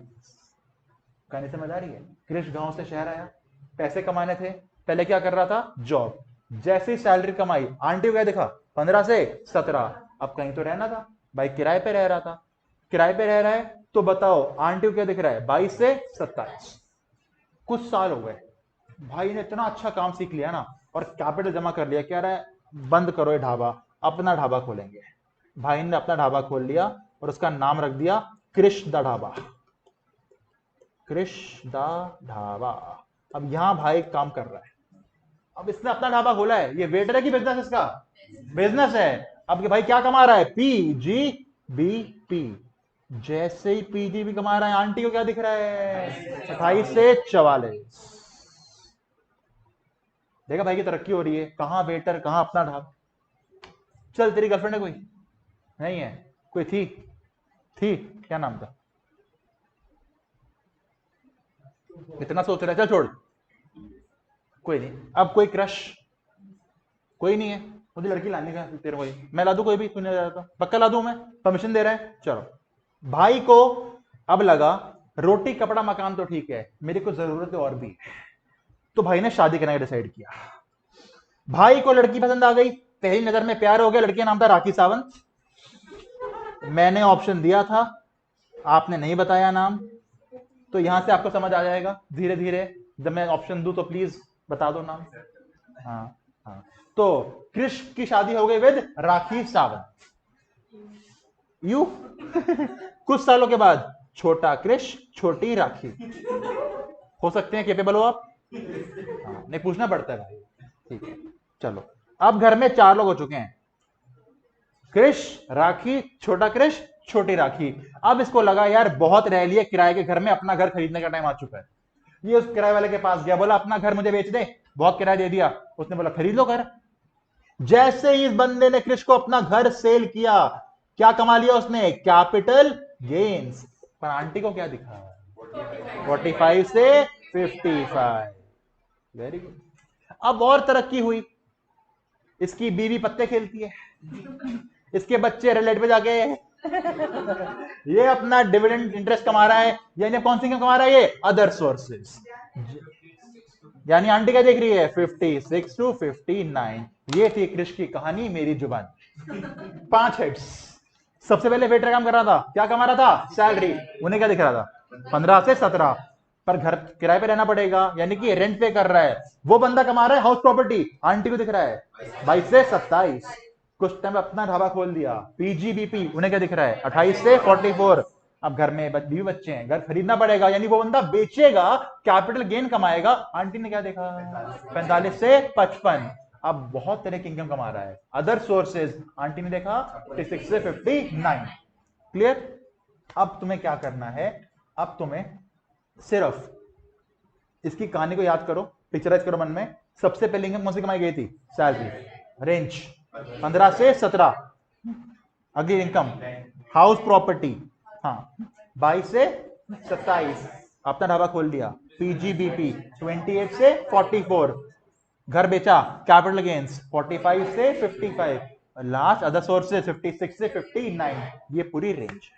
सर रेंज क्यों याद करा रहे हो, मैं रेंज इसलिए याद करा रहा हूं कि बाई चांस एग्जाम में कोई क्वेश्चन आ जाए सैलरी का, और क्वेश्चन खाली पूछे एमसीक्यू में, बताओ इस सैलरी के प्रोविजन पे सेक्शन नंबर कौन सा लगेगा। तुम्हें ना प्रोविजन आता है ना सेक्शन आता है। सेक्शन ने क्या बोला, क्वेश्चन ने क्या बोला है, सैलरी के इस पर्टिकुलर प्रोविजन में सेक्शन कौन सा लग रहा है। 4 ऑप्शन, 15, 20, 25, 30। आंसर क्या होगा, 15, क्योंकि सर 20 तो है ही नहीं। 25, 30 सैलरी के अंदर फॉर्म ही नहीं करते। 25 जाएगा हाउस प्रॉपर्टी में, 30 जाएगा पीजीबीपी के अंदर। तो एक ही ऑप्शन हो गया इसका, 15। यानी रेंज को याद करने का फायदा ये हो गया कि अगर सेक्शन पर्टिकुलर ना भी आता हो, तुक्का तो लगा सकते हो। बात समझ आई। पर इतना बता रहा हूं, बैच खत्म होते होते आपको सारे याद हो जाएंगे, इंक्लूडिंग सब सेक्शंस। वो मेरा काम है कराना, मैं कराता हूं। आज पहली क्लास से क्या करा रहा हूं, रेंज। सैलरी 15 से 17, एचपी 22 से 27, पीजीपी 28 से 44, कैप गेन 45 से 55, अदर सोर्सेज 56 से 59। 5 मिनट का टाइम है तुम्हारे पास। इन हेड्स के आगे सेक्शन के नाम लिखो पहले, उसके बाद ये कहानी के फॉर्म में बना के आपको लिखने हैं, ताकि आपको कहानी याद रहे, पहले कॉन्सेप्ट कौन सा हेड था। ठीक है, कहानी में इसका नाम डालना, इसका नाम डाल दो, अपना डाल दो, तुम्हारी मर्जी। चलो 5 मिनट आपके पास है, टाइम स्टार्ट्स नाउ। चलो 5 हेड भी देख लीजिए जल्दी, यहां तक रिवाइज करेंगे। टास्क होता है 2 टाइप के, डायरेक्ट और इनडायरेक्ट। प्रोग्रेसिव कौन सा है, डायरेक्ट। रिग्रेसिव कौन सा है। टैक्स लगाने के लिए लॉ बनाओ, किसने बोला। फिर पार्लियामेंट नहीं, आर्टिकल 265। लॉ कौन बना सकता है, लक्ष्य। लॉ कौन बनाए, किसने बोला है, 245 ने। Power distribution 246। इनकम टैक्स लगाने की पावर सीजी को किसने दी है, साची। Entry number 82 of the union list. ठीक है, एग्रीकल्चर इनकम पर टैक्स कौन लगा सकता है, प्रियंका। हाय प्रियंका। अरे प्रियंका जेंडर चेंज कर लिया यार, तुझे बताया नहीं यार। चलो प्रियंका, प्रियंक, डन। चलो ठीक है, हाँ entry number 46 of the state list. ठीक है, जीएसटी कहां से आया प्रियंक, एंट्री के आर्टिकल 246 बड़ा है।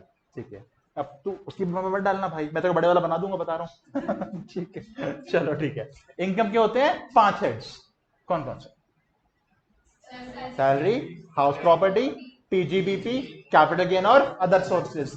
सैलरी की रेंज 15 से 17, एचपी 22 से 27, पीजीपी 28 से 44, कैपिटल गेन 45 से 55, अदर सोर्सेज 56 से 59। ठीक है, पर्सन होते हैं 7 तरह के पर्सन। इंडिविजुअल, साथ में करना है मेरे, individual, HUF, firm, company, AOP, BOI, local authority और अदर्स। 7 तरह के पर्सन। सेक्शन 2 क्लॉज 31, 231 बनाता है 7 तरह के पर्सन। पर्सन फर्दर क्या बन सकते हैं, असेसी, 2 का 7। ठीक, अच्छा इन सारे रेंजेस को देखो, 15, 22, 28, इन सबका पहला सेक्शन कौन सा है, सबका पहला देखो, सबका पहला बताओ, इसका कौन सा है, पहले का 15। तू पहले पे ध्यान दे भाई, तेरी पहले नहीं आई है अभी तक। 15। अगला कौन सा है, 22, 28 और 56। हर हेड के पहले सेक्शन को बोला जाता है चार्जिंग सेक्शन। ये लिख लो कॉपी में, हर हेड के पहले सेक्शन को बोला जाता है चार्जिंग सेक्शन। हर हेड के पहले सेक्शन को बोला जाता है चार्जिंग सेक्शन।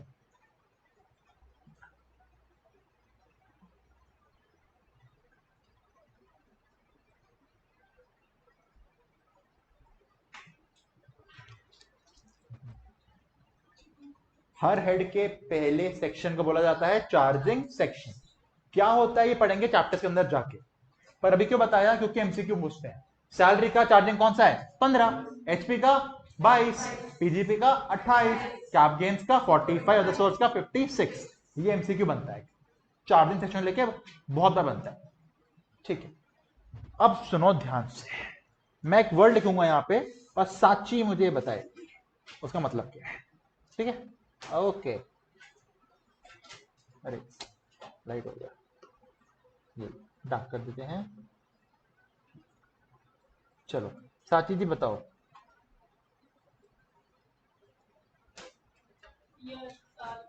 साल कितने तरह के होते हैं? 2 तरह के। कौन कौन से? Leap year, non leap year. चलो ये बात तो हो गई नॉन कॉमर्स वाले बच्चे की। अब कॉमर्स में आओ, 2 तरह के साल होते हैं। Financial year. ओ मैंने कॉमर्स में बोला है, अभी सीए में नहीं, सीए से नहीं बोला है, रुक जा। हाँ हाँ, और सच्ची, ये झूठी है, ये सच्ची है। हाँ, एक होता है फाइनेंशियल ईयर, एक होता है कैलेंडर ईयर। पर इनकम टैक्स में 2 अलग साल आते हैं। कौन से आपको बताता हूं, देखो होते फाइनेंशियल ईयर्स ही हैं, बस नाम बदल दिया है। देखो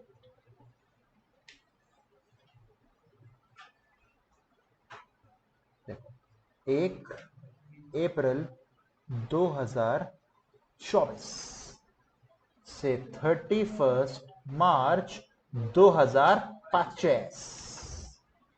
अब मैं आपसे पूछूंगा सिंपल सा क्वेश्चन। गवर्नमेंट आपको बोल रही है ये साल जिसका नाम रख दिया उन्होंने AY 24-25, क्या नाम रख दिया? AY 24-25।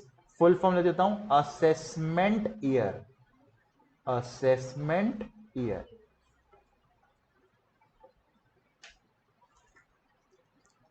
The year in which income tax is paid, यानी ये वो साल है जब हम गवर्नमेंट को इनकम टैक्स पे करके आएंगे। मैंने क्या लिखा है? 24-25। फुल फॉर्म क्या है? Assessment year. 24-25 वो वाला साल है जब मैं गवर्नमेंट को इनकम टैक्स जमा करके आऊंगा। अब मेरा सिंपल सा क्वेश्चन आपसे है साची, अगर मैं 2024-25 वाले साल में गवर्नमेंट को इनकम टैक्स जमा करके आऊंगा तो मैंने इनकम कब कमाई होगी? 25-26 में या 23-24 में? क्वेश्चन समझ आया आपको? आया भाई, जब मैं टैक्स जमा करके आ रहा हूं, इनकम उसके बाद कमाऊंगा कि पहले कमा चुका हूं तभी टैक्स जमा कर रहा हूं? पहले कमा चुका हूं। अगर ये साल 24-25 है तो इससे पहले वाला साल कौन सा होगा? 23-24।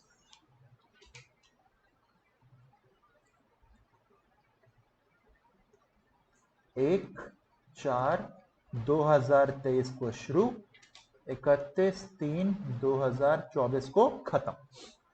इसे कहते हैं PY 23-24। फुल फॉर्म क्या हो जाएगा इसका? Previous year. सर प्रीवियस क्यों बोल रहे हो? क्योंकि असेसमेंट से प्रीवियस है। The year in which income is earned, यानी ये साल में इनकम कमाऊंगा, उस साल में टैक्स पे करूंगा। सर आपने यही साल क्यों लिए? क्योंकि हमारे इंस्टीट्यूट्स ने 2024 में जो भी एग्जाम होंगे ना, चाहे वो CS के हों, CA के हों, CMA के हों, ये साल लॉक कर रखे हैं। वो आपसे क्वेश्चन इसी साल का पूछेंगे। 23-24 की इनकम निकाल के दो बोलेंगे, या कह देंगे 24-25 में जो टैक्स पे करना है उसकी इनकम निकाल के दो। ईयर लॉक्ड है। 2024 का जून हो, मई हो, नवंबर, दिसंबर हो, 2024 में जितने भी एग्जाम होंगे, जिस साल की इनकम आपसे पूछी जाएगी वो साल कौन सा होगा? 23-24।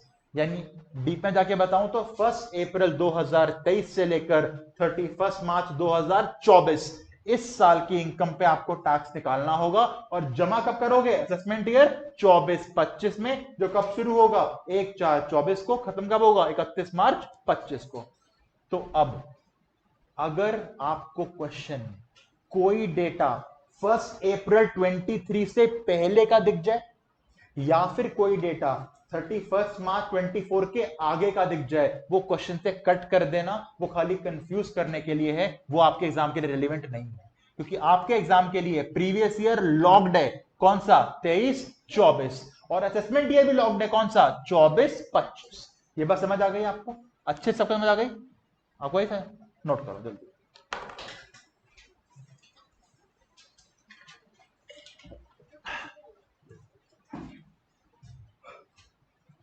अच्छा एक बात सुन लो, जो करंट फाइनेंशियल ईयर होता है उसे इनकम टैक्स में क्या बोलते हैं? Previous year.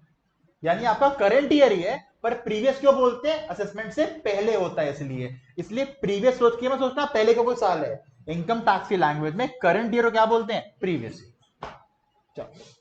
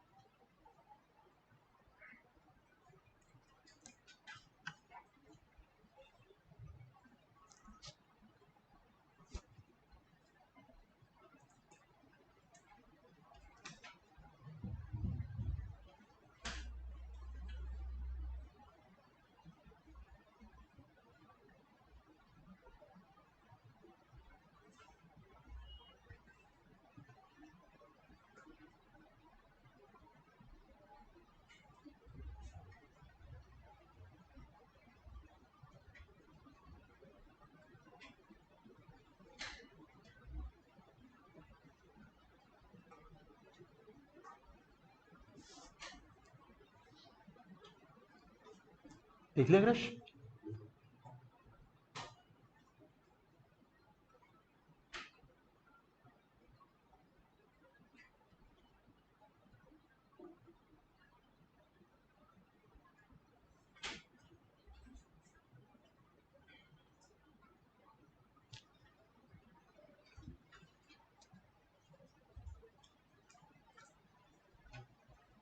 Done.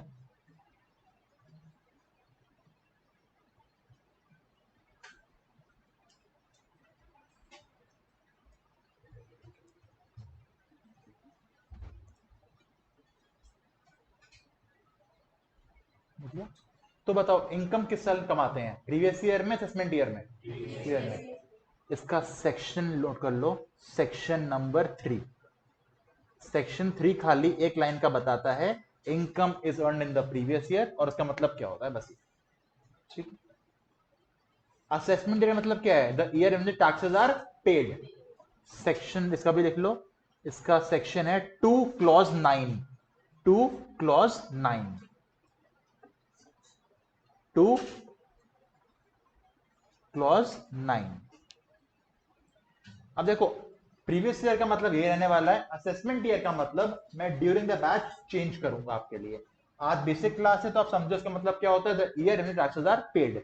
With time जब ग्रो कर जाओगे मैं आपको बताऊंगा इसका मतलब क्या होता है। ठीक, ओके। आज का लास्ट कॉन्सेप्ट है।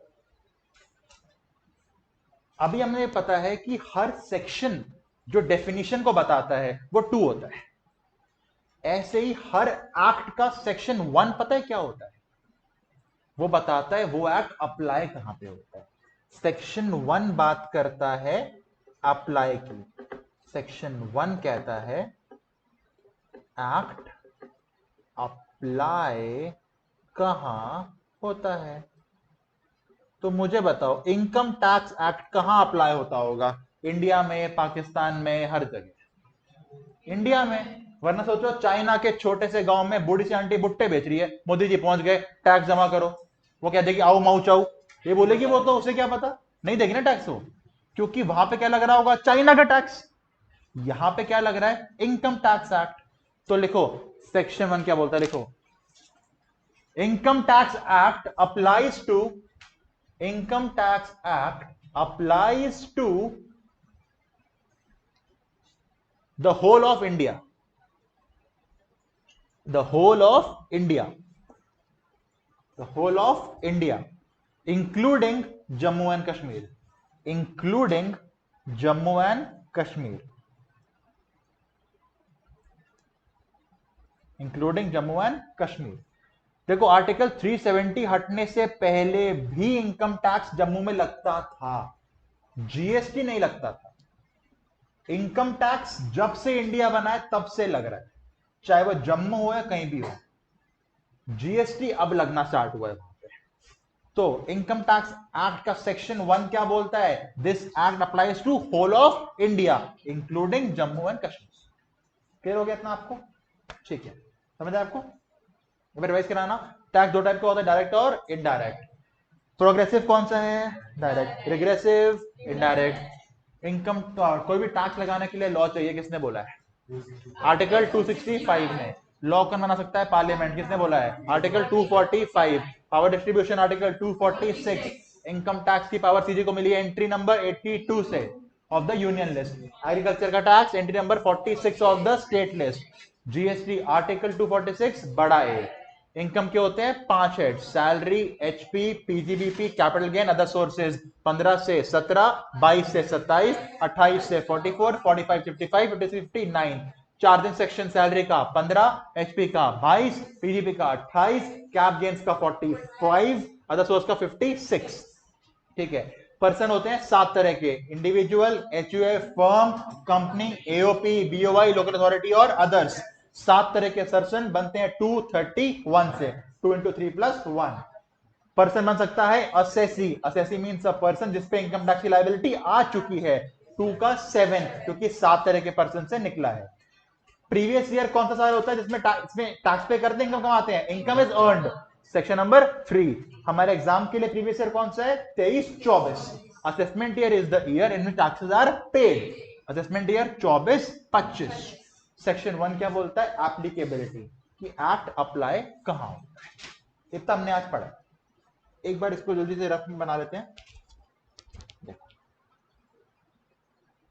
चलो अब मैं आपसे पूछूंगा, बताना मुझे सेक्शन 1 क्या होता है। एप्लीकेबिलिटी बताता है, कहां लगता है सेक्शन, कहां लग रहा है हमारा, होल ऑफ इंडिया। ठीक है, इंक्लूडिंग जम्मू कश्मीर। सेक्शन 2 क्या बताता है आपको, डेफिनेशंस। हमने पर्सन की याद करी थी, सेक्शन क्या था, 2 clause 31 बताता है पर्सन कितने तरह के होते हैं, कौन कौन से बताना एक बार। नहीं दिख नहीं रहा, दिख नहीं रहा। हाँ,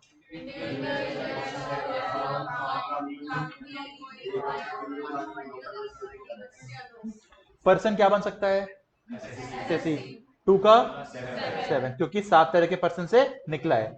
सेक्शन 3 किसका होता है, प्रीवियस ईयर का, the year in which income is earned. Assessment year होता है the year in which taxes are paid, 2 का 9। ओके, इनकम के होते हैं 5 हेड्स। सैलरी का बताना रेंज, एक सेकंड आजा। ओके, अरे सैलरी की रेंज 15 से 17, एचपी 22 से 27, PGBP 44, capital gains, other sources. Charging section salary का, चार्जिंग 15, एचपी का 22, पबजी का 20, cap gains, other sources 6। Okay, tax लगाने के लिए लॉ चाहिए, आर्टिकल नंबर 265। लॉ बना सकती है parliament, article 245। Power distribution 246। Income tax की पावर सीधी के पास कहां से गई, entry number 82 of the union list. Agriculture income का tax 40 of the state. GST article 246। देखो 1.25 घंटा हुआ एग्जैक्ट, 1 घंटा 15 मिनट। आपको इसमें से कितना याद है, सारा 90% याद है, 90%। आप काउंट करें एक बार, 1 2 3 4 5 6 7 8 9 10 11 12 13 14 15 16 17 18 19 20 21 22 सेक्शन या क्लॉजेस आपको मोटे मोटे 22 याद है, सवा घंटे में 22 टोटल याद करने हैं 130 बस। 130 आपको 6 महीने जाके याद करने हैं, एक दिन में आपके 22 हो चुके हैं। अच्छा फ्रैंकली बताओ, एक घंटा पहले अगर आपसे बोलता क्लास खत्म होते 22 सेक्शन याद करने हैं, क्या बोलते, हो जाते नहीं होते? यहाँ पे बोला आता ना। अच्छा बताओ, हैवी लग रहा है? नहीं लग रहा ना हैवी? टैक्स ऐसा ही है, मैं ऐसे पढ़ाऊंगा एकदम हंसी मजाक करते हुए। पहली क्लास में मैंने कहा था ना, पहले कुछ नहीं बताऊंगा बाद में बताऊंगा, क्योंकि पहले आपको दिखा रहा था कि पढ़ाता कैसा हूं। पहले बोलने का फायदा क्या, तुम कैसे ट्रस्ट करते भाई, अब तुम पढ़ चुके हो, तुम समझ आ गए कैसे पढ़ते हैं हम लोग। देखो पूरी हंसी मजाक चलेगी, अच्छे से कराऊंगा, कॉन्सेप्ट करेंगे, क्वेश्चंस भी करेंगे, ज्यादा नहीं बोल रहा, पूरे बैच खत्म होते होते सिर्फ 1000 क्वेश्चन करेंगे, 1000 क्वेश्चन बस, प्रैक्टिकल 1000 क्वेश्चन बहुत, 1000 क्वेश्चन बहुत, उससे कम हो जाएगा हमारा। अब कुछ क्लास के रूल्स हैं जो बता दूं मैं आपको। एक तो क्लास टाइम पे स्टार्ट हो जाएगी आपकी। मैं अगर 130 क्लास है, मुझे पता है लंच का टाइम होता है, 140 लास्ट है, 140 के बाद अगर 141 हो गया रूम लॉक हो जाएगा, फिर चाहे उमेश सर आके बोल दे मैं क्लास नहीं खोलता भाई, जाना है जाओ। हाँ कई बार कोई रीजन होता है तो आप मुझे 130 से पहले व्हाट्सएप कर दोगे, मुझे कर दो सर इस रीजन से मैं लेट हो गया, मैं अलाउ कर दूंगा। व्हाट्सएप नहीं किया मैं अलाउ नहीं करूंगा। सेकेंड चीज, कभी अगर छुट्टी करनी हो, छुट्टी कर लो, मुझे कोई दिक्कत नहीं, आप बीमार हो, आपको घूमने जाना है, इनफैक्ट ये भी कहोगे ना सर मुझे नींद आ रही थी मैं छुट्टी कर गया, मुझे कोई दिक्कत नहीं है, बस आपको इन्फॉर्म करना है मुझे पर्सनली, एक मैसेज डाल सकते हो यार कि कल नहीं आऊंगा, मुझे कोई दिक्कत नहीं है। और जब छुट्टी करोगे उसका बैकअप आपको मिल जाएगा ऐप पे, बैकअप आपको देख के आना है। बैकअप काम होता है कि बैकअप फायदा क्या होगा, नेक्स्ट डे आपको टॉपिक समझ आ जाएगा, क्योंकि सारी लिंकेज होती है। अगर आपने मुझे छुट्टी के लिए इन्फॉर्म नहीं किया और छुट्टी कर ली, मैं वो पूरे चैप्टर आपको अलाउ नहीं करूंगा क्लास के अंदर, क्योंकि मैं छुट्टी को मना नहीं कर रहा, खाली मैसेज करने का तो बोल रहा हूँ, मैसेज कर दो बस, सिंपल चीज है वो।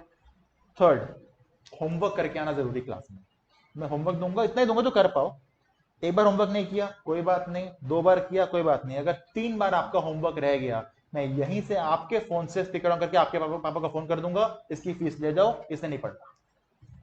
मैं पढ़ाऊंगा मस्ती से, पर मैं इन चीजों के लिए स्ट्रिक्ट हूं। और हमारा क्या चलेगा, चैप्टर खत्म होते ही हम उसका स्कैनर सॉल्व करेंगे, कि आज तक उस चैप्टर जितने क्वेश्चन आए सारे हमें करने, ये होने के बाद ही मैं अगले चैप्टर पे जाऊंगा। तो सोचो, टाइम पे आप आ रहे हो, होमवर्क आप कर रहे हो, नहीं करोगे पापा को बोल दूंगा आपके मैं। फिर यहां बैठ के आपको मैं कैसे करा रहा हूं देख लिया आपने, हर चैप्टर पे स्कैनर सॉल्व कर रहे हैं, तो इस आपका क्वेश्चन सॉल्व हो जाएगा कि सर हम पहली बार में पास होंगे या नहीं होंगे। मुझे बताओ, टाइम से आ रहे हो, होमवर्क कर रहे हो, हर चैप्टर का स्कैनर सॉल्व कर रहे हो, इसके बाद एग्जाम में ऐसे तो बैठ नहीं जाओगे, आज तो फेल होऊंगा, सर को बताऊंगा मैं फेल हो गया सर, वो तो नहीं करोगे ना ऑफकोर्स। बस यही रीजन है। अब जो बच्चे फेल हुए मुझसे पढ़ के, उनके रीजन क्या थे, छुट्टी पे छुट्टी, अगर पढ़ने नहीं है तो मैं क्या कर लूंगा भाई, जादूगर तो हो नहीं मैं कोई यार। सेकंड, चैप्टर कर लिया, स्कैनर में आलस दिखा दिया, भाई ये तो कॉन्सेप्ट है, प्रैक्टिस तो वो है ना एग्जाम में है, वो तो करना ही पड़ेगा। और तीसरी चीज, जब बैच खत्म होने के बाद मैं टेस्ट के लिए या रिविजन के लिए या प्रैक्टिस के लिए बुलाता हूं तब नहीं आए। इन तीनों को फॉलो करोगे तुम जिंदगी में फेल नहीं हो सकते। तीनों में से ए भी चीज तोड़ी तो मेरी गारंटी नहीं है पास कराने की, क्योंकि मैं अपना हार्डवर्क कर सकता हूं, तुमसे तुम्हारा चाहिए। और हाँ, पहली क्लास में मैंने ज्यादा बोला नहीं, अगली क्लास से तुम्हारे फोन तुम्हारे बैग के अंदर होंगे, सबके बैग के अंदर, डेस्क पे दिखना चाहिए फोन मुझे, डेस्क के बाहर फोन दिख गया वो फोन मैं ले जाऊंगा, एंड्रॉइड हुआ तो मैं चैटिंग करूंगा उससे, एप्पल हुआ अपनी वाइफ को गिफ्ट कर दूंगा, सिंपल सी बात। ये कुछ रूल्स हैं।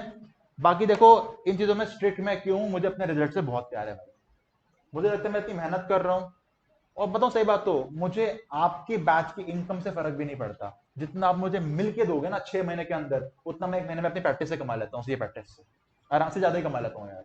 आप कितने बच्चे हो, मान लो 20 बच्चे भी हो यार, 20 बच्चे ने अगर एक सब्जेक्ट के एग्जाम्पल के 10,000 भी दे दिए, कितने हो गए, 2 लाख, डिवाइड बाय 6 करना, कितना हो गया पर मंथ का, 30,000 के अप्रोक्सीमेटली। मैं 1 महीने में से 6 गुना कमा सकता हूँ, आराम से कमा लेता हूँ प्रैक्टिस से अपनी। तो मुझे इनकम का पॉइंट ही नहीं है आपसे कोई, मुझे मजा आता है पढ़ाने में, आपने देखा होगा मजे लेके पढ़ाता हूँ मैं, तो मैं कराता हूँ। और मैं चाहता हूं कल को मार्केट में मिलो यार तो कहो हाँ सर आपने जो कराया था हम यूज कर पा रहे हैं। टैक्स पूरा नॉलेज यूज करने की नॉलेज है, टैक्स तो सब्जेक्ट है जो आपको एज दे सकता है। आप समझो 3 प्रोफेशनल बॉडीज हैं, सीए, सीएस, सीएमए। देखो जी, अकाउंट्स और ऑडिट किसी भी बिजनेसमैन को बनवाने हैं, वो किसके पास जाएगा, सीए के पास। वो आएगा नहीं आपके पास यार, पावर ही नहीं आपके पास। किसी को अपने कॉस्टिंग के रिकॉर्ड्स बनवाने हैं वो यही जाएगा यार।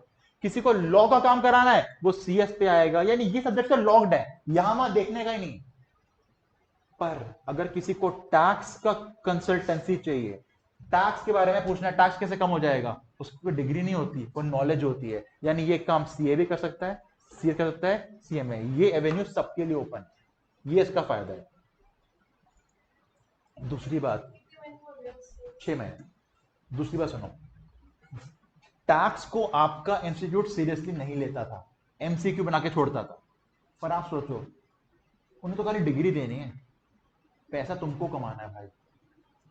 बाकी सारी चीजें ना, अकाउंट्स की अपनी बुक्स बनवाना, अपना ऑडिट कराना, लॉ के बारे में पूछना, ये बिजनेसमैन के लिए खर्चा है।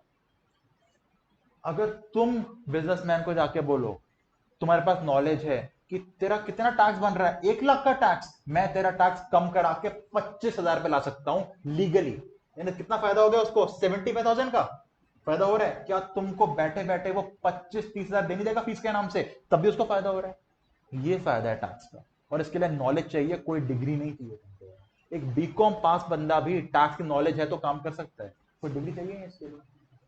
और देखो, तुम्हारे कोर्सेज में जब तुम डिग्री के बाद जॉब लेने जाओगे ना, लॉ बीइंग अ सीएस हर बच्चा पढ़ के आएगा। कितने लॉ है, company law, JIGL, security law, economic law, labour law, भरे पड़े, सबको लॉ आता होगा यार। वहां तुम कितना भी एक्सेल कर लो, अगला बंदा एक्सेल कर रहा होगा। सोचो तुम बैठे हो इंटरव्यू टेबल के सामने, इंटरव्यू तुम्हारे मार्क्स देख रहा है, लॉ में सही है, सही है, सही है, टैक्स में 70 नंबर है। तो वो सोच रहा है यार टैक्स का कंसल्टेंट हमको हायर तो करना ही था ना। फिर इसे क्वेश्चन पूछता हूँ टैक्स, अगर ये आंसर दे देगा तो मैं इसको 50,000 महीने के बाद 70,000 रुपए दे दूंगा। उसको फायदा क्या हो रहा है, जहां वो 2 बंदे रखता, एक सीएस, एक टैक्स के लिए कोई, एक ही बंदा दोनों का काम कर रहा है उसका। तुम्हें फायदा क्या है, 50 की जगह 70 मिल रहे हैं। उसको फायदा क्या है, 1 लाख की जगह 70 देने पड़ रहे हैं। पर वो कब होगा, जब आज से तुम इसको फोकस बनाओगे। देखो लॉ ना हर सीएस का बच्चा पढ़ेगा, अच्छे से ही पढ़ेगा यार, उसको काम उसमें करना है। कंपटीशन भी ज्यादा है, जॉब्स तो लिमिटेड है। टैक्स में डिग्री नहीं चाहिए, मार्केट में कॉम्पीट कर सकते हो, सीए, सीएस, सीएमए से एवेन्यू ओपन हो जाएगा तुम्हारे लिए। पर अब आता है डिफरेंस। डिफरेंस क्या आता है, सीए का बच्चा इसको डे 1 से करियर का ऑप्शन लेके चल रहा होता है, सीएस का नहीं चल रहा होता। ये फर्क है। मैं बताऊं, मैं ditto same, word to word same पढ़ाता हूं तीनों कोर्सेज में। हाँ, स्कैनर कराते हुए क्वेश्चन की डेप्थ अलग हो जाती है बस, पर मैं कराता डीप में जा रहा हूं। मुझे पता है मार्केट में तो काम करना ही है ना यार। अभी तक तुम जो पढ़ रहे थे चीजें, चाहे वो साइंस हो, मैथ्स हो, कुछ भी हो, तुमने पढ़ा था पास होने के लिए। एग्जीक्यूटिव में आके, प्रोफेशनल में आके जो तुम पढ़ोगे, ये पढ़ोगे तुम पैसे कमाने के लिए। हर वो चीज जो तुम आज पढ़ रहे हो कल तुम्हें पैसे कमा के देगी। अब तुम भूल जाओ डिग्री के लिए पढ़ना, अब कमाना है पैसे, तभी तो पढ़ रहे हो। देखिए 3 इडियट्स, चतुर बनना है कि रैंचो बनना है, रैंचो बनना है। उसको नॉलेज अप्लाई करनी आती है। तुम डिग्री ले भी लो, तुम्हें अप्लाई करना नहीं आता, तुम्हें पैसे क्यों मिलेंगे भाई। इंटरव्यू को तुम्हारे मार्क्स नहीं देखने, उसको तुम्हारी नॉलेज देखनी है, उसको अपना काम करवाना है तुमसे। अब तुम जो भी चीज पढ़ोगे, लॉ हो, अकाउंट हो, टैक्स हो, इस तरह से पढ़ो भाई, कल को पैसे कमाने, तभी तो पढ़ रहा हूं, वरना पढ़ के रहा हूं चीज मैं। और टैक्स तुमको बहुत पैसे कमा के दे सकते हैं मार्केट। इस सब्जेक्ट को जितना सीरियसली लोगे उतना फायदा है। मैं नहीं कहता यहाँ नंबर लेके आओ यार, पर ऐसा सीख लो कि सर यहां पैसे कमा सकता हूं, और पैसा बहुत है टैक्स के अंदर। पर वो डे 1 से करना पड़ेगा, क्योंकि आप समझो आपके फाइनल में, प्रोफेशनल में, आपका इंस्टीट्यूट ही आपको बाहर करता है टैक्स से। आपकी जो बुक है ना फाइनल की, वो 750 पेज की है, 750 पेजेस। ज्यादा लग रहा है मुझे पता है आपको।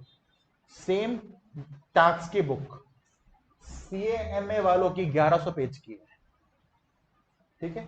सेम बुक, सिर्फ इनकम टैक्स की बात कर रहा हूं, जीएसटी नहीं। तुम्हारी 750 पेज, उनकी 1100 पेज। सीए फाइनल का इनकम टैक्स अकेला 5,500 पेज की बुक है। एक सब्जेक्ट 5,500 पेज, 8 पढ़ने होते हैं।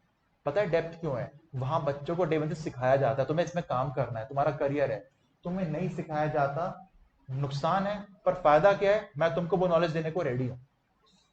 तुम्हारे को फायदा क्या है, कंपटीशन मार्केट में ना के बराबर, वैकेंसी तो है जॉब की है। अब यहां आता है तुम्हारा रोल। तुम मुझे बताओ तुम्हें टैक्स कैसे पढ़ना है, डे 1 पे बता दो, सर हमें डिग्री दिला दो बहुत है। सेकंड, सर हमें ऐसा सिखा दो कि मैं पैसे कमा पाऊं, मुझे पैसे कमाने हैं। तुम जैसा बोलोगे मैं वैसा करा दूंगा। तुम बोलोगे डिग्री के लिए पढ़ा दो, मेरे लिए बहुत इजी हो जाएगा पढ़ाना, बेसिक पढ़ा काम चल जाएगा। पर तुम बोलोगे नहीं सर हमें सिखाओ प्रैक्टिकल कैसे करना है, हमें पैसे कमाने, कल डिग्री करनी क्या है, तो जैसे बोलोगे वैसे रेडी हूं। पर आज जो कमिटमेंट करोगे वही चलेगी 6 महीने में, चेंज नहीं करने दूंगा। क्योंकि आज तुम बोल दोगे सर हाँ हमें अच्छे से पढ़ो पैसे कमाने हैं, मेहनत करनी पड़ेगी बैच में भाई, 6 महीने मेहनत करनी पड़ेगी तुमको, फिर मजाक नहीं होगा फिर। तो बता दो तुम्हें कैसे पढ़ना है, पास होने के लिए करना है या एक अपना एक नया करियर ऑप्शन बनाना है?